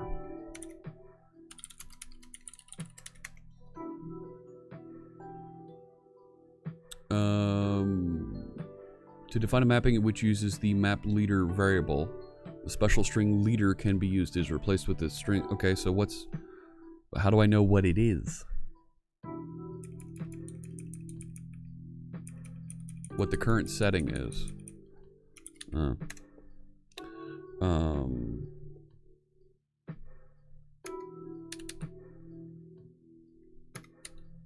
No, /n is not doing what I think it should be doing. And yeah. I'm gonna have to come back to that. Base column adds columns to the list.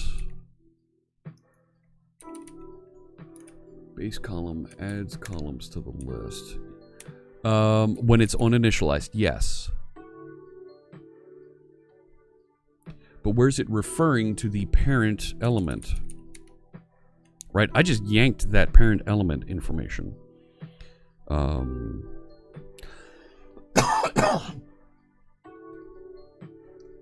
Right. If I go line 9, cascading parameter column collection. Okay, it's passing column collection into that's being passed in from where, and I'm not as concerned about that as I am over here in the base web forms component.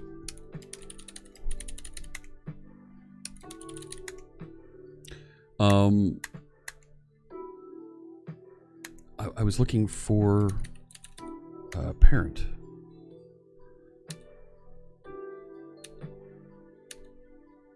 Where'd it go? This one. Parent control. Where is that used? Because if I remove this, right? This breaks. And I don't want 2 parent controls available. I want 1.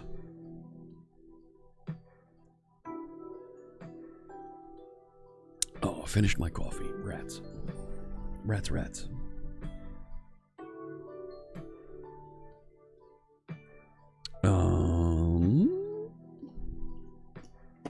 Well, now that worked. Okay, so now the next collection.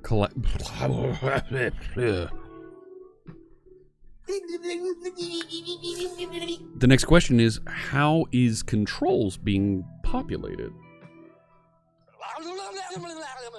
Right, Frank?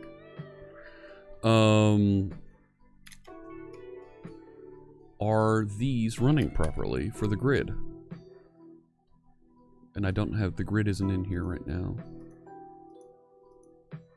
Sure looks like it. Which tells me that feature wasn't needed. The one you made automatic in feature button was not that one.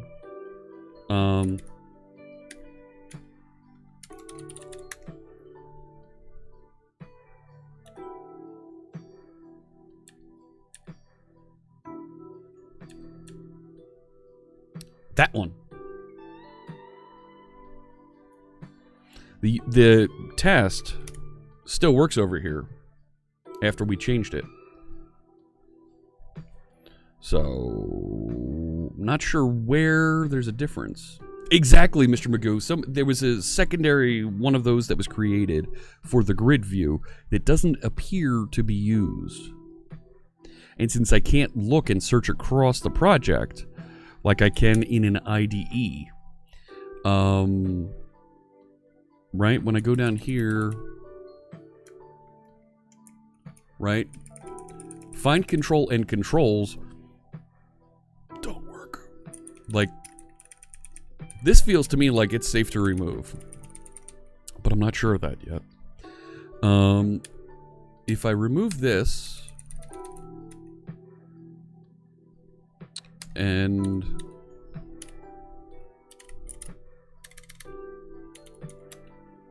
right, just to comment that out, stuff's gonna break. Let's go figure out where it's broken. Broken. Oh my gosh, listen to that. Jean Valjean, thank you so much for stopping in. Take care. Have a good one. We should see here very quickly where that reference was lost. Come on now, friend. Load up. Don't say it. Really? It worked now? There it is.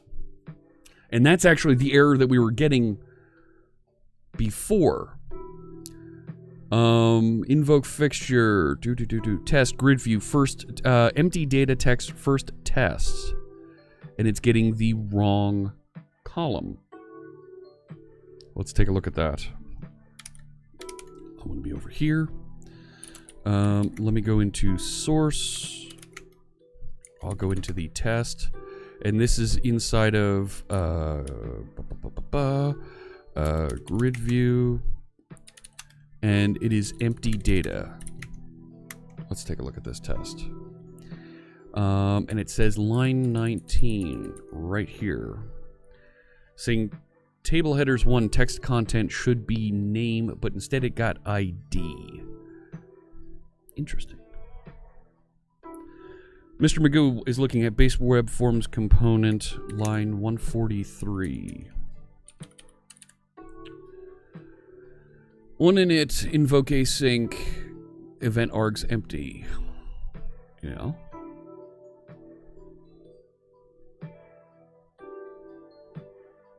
I have a different version. Yes, I do.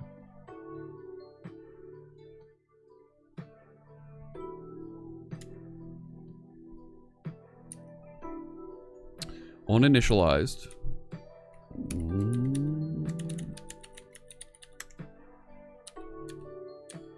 I don't have an on initialized. Strange things.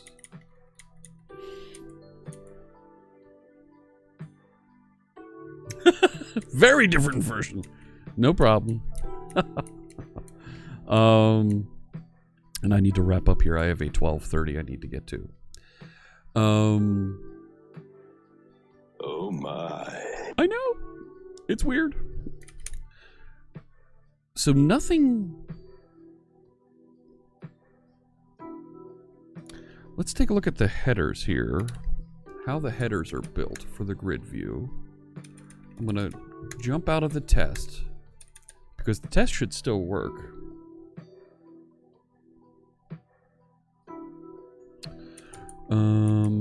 So this is, let's look at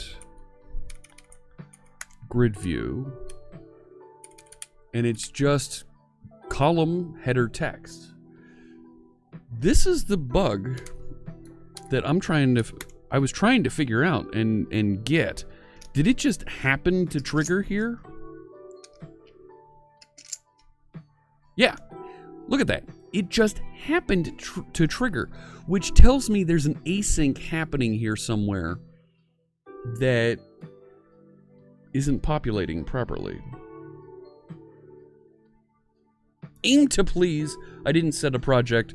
We're working on the Blazor web forms components here today. Right, if I refresh this, it still refreshes. And if I go to that simple, right? So ID, company name, and if I try and refresh this, does it ever line it up wrong? No. If I go to auto-generated columns,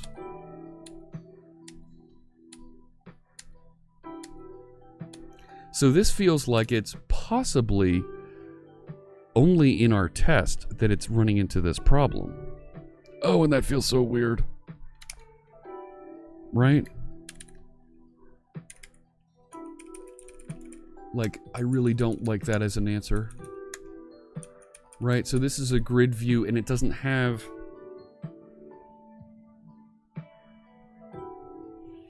It doesn't have any...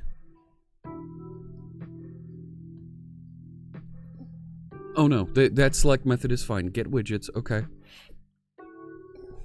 Is this method down here, and it's not returning any data.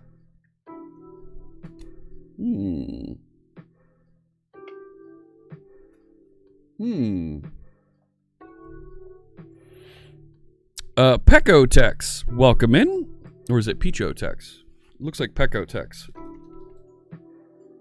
Welcome in. Nice to meet you. Thanks for tuning in. So this is purposely saying, hey, we don't have any data. And it should render the header elements. But sometimes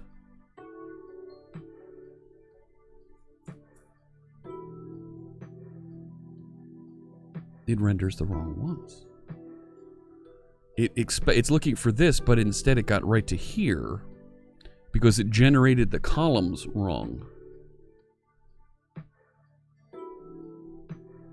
So the auto column generator didn't force and put them in the same order. Interesting. Okay. So let's so I'm over here in Vim. Let me back up. Let me go into the I'm gonna jump down here. So when it generates the columns, right?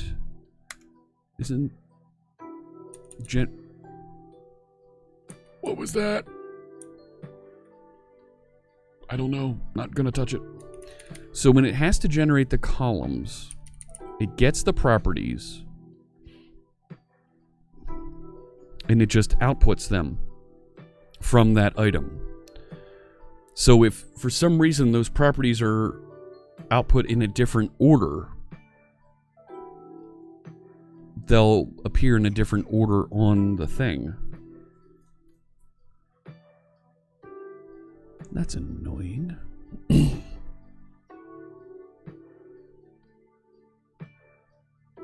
There's got to be a way to make sure that that always renders the same way. And it does, but 1 time out of 10, the test fails because it renders them in a different order. Right? Even though, right, our property that we were looking at in the test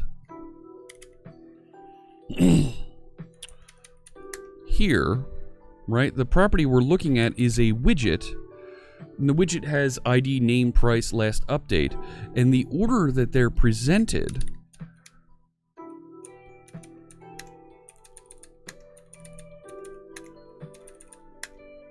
is ID, name, price, last update.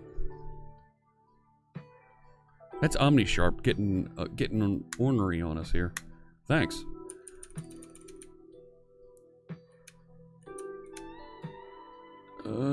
Yeah, that's fine. It's not outputting the data in the same order that it finds it in the class. Friends, that's weird.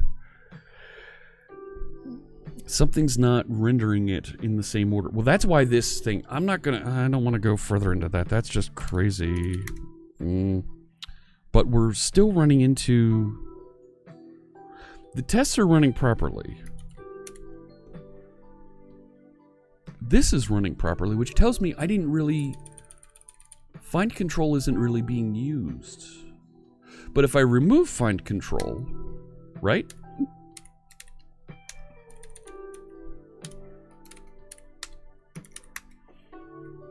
Is this going to continue to work?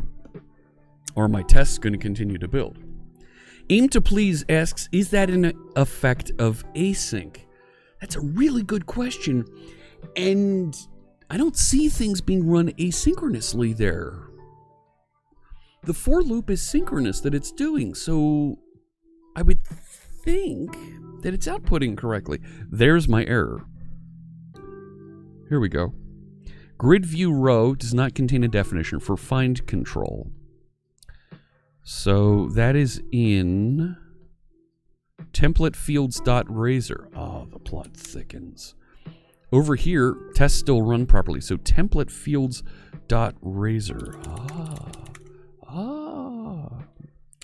Let me run Vim, open this up, and let me look for template field dot razor.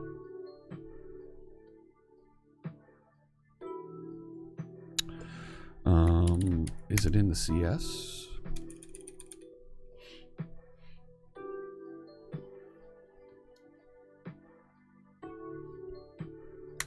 I don't know what you're doing, OmniSharp, but I don't like it. Maybe there's an update to OmniSharp I need to install? Maybe. So that would tell me it's in the actual sample, because this runs properly. So let's go to the sample.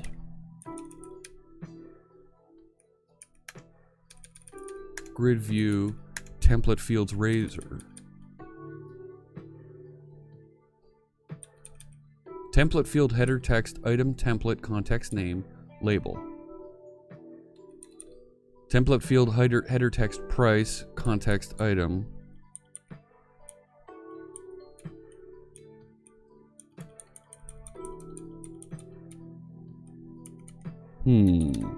Where is it calling FindControl? Line 49 in the samples grid view. Line 49. There is no line 49. See it right there? Grid view, template fields.razor, line 49. There is no.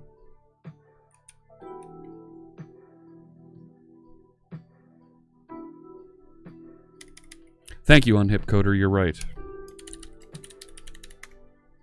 FindControl isn't in here.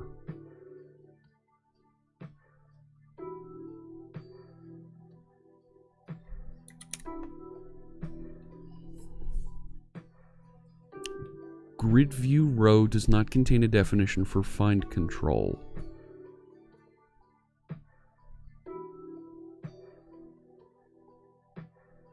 There's a stack there that we're missing.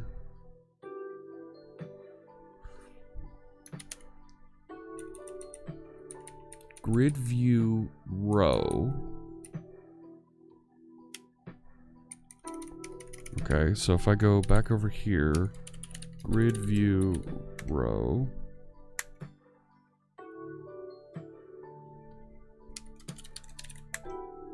Didn't spell it right. That's not in there, in the Razor file. And it doesn't have it in... That's really annoying. So that inherits from base row. Let's look at base row real quick. That doesn't have FindControl either.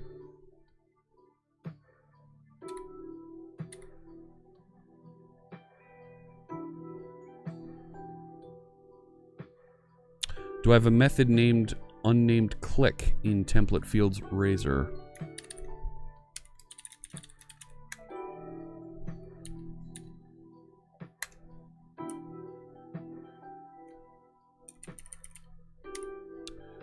No.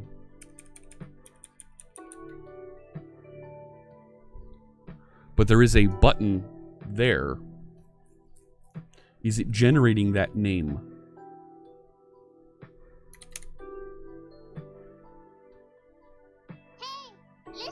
Yes, sir.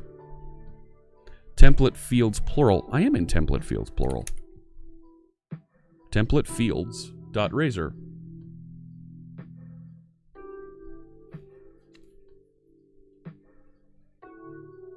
Yeah, I'm looking at the right one here. And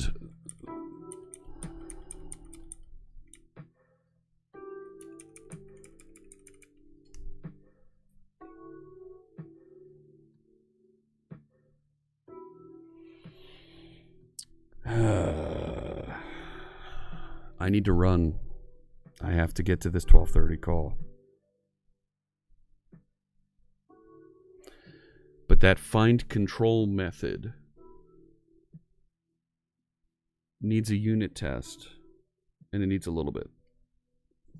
The source.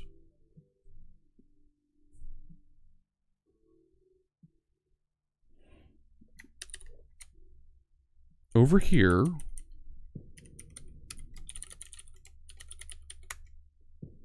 the only template fields I have is up there.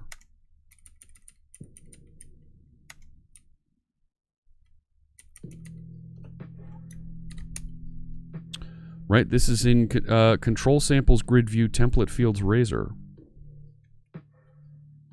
There's template field, right, and that's where this is being built, and it has nothing in it, right? And it has the render. It just says render the fragment.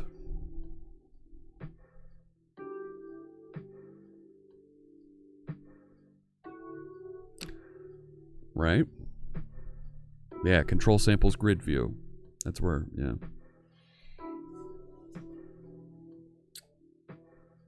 All right, let's do this. Let's wrap things up. I'm not going to make any more changes to this right now. There's definitely something going on here.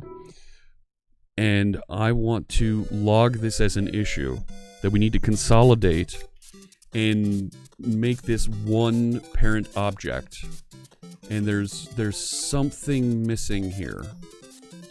So I'm going to create an issue.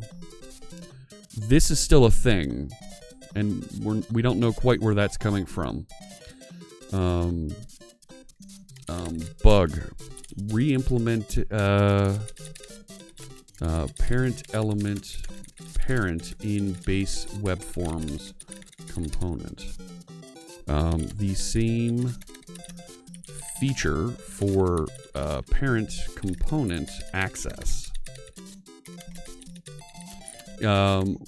is now in base web forms component.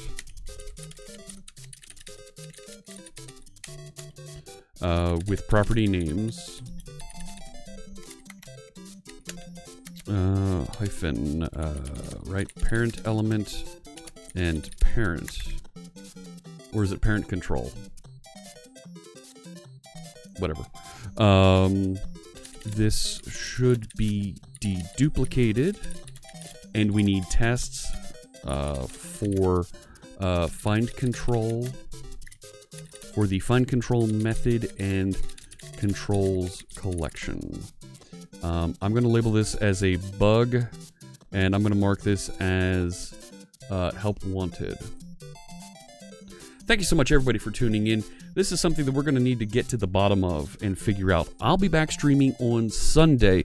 My schedule for next week is a little up in the air because it's MVP Summit, and I'm going to be working on that. When I figure out what my schedule is for next week, you'll see an update. I'll drop a message in the Discord channel. I'll have a message on Twitter, and the schedule just below me here on Twitch will be updated. Thank you so much, everybody, for tuning in. I really appreciate it. Let me see who else is streaming out there that we can set up a raid and go visit. Treehouse Jeff Squirrel. No, we're not on campus. We're not going to be able to treehouse. Let me see. Who else is here that we can raid?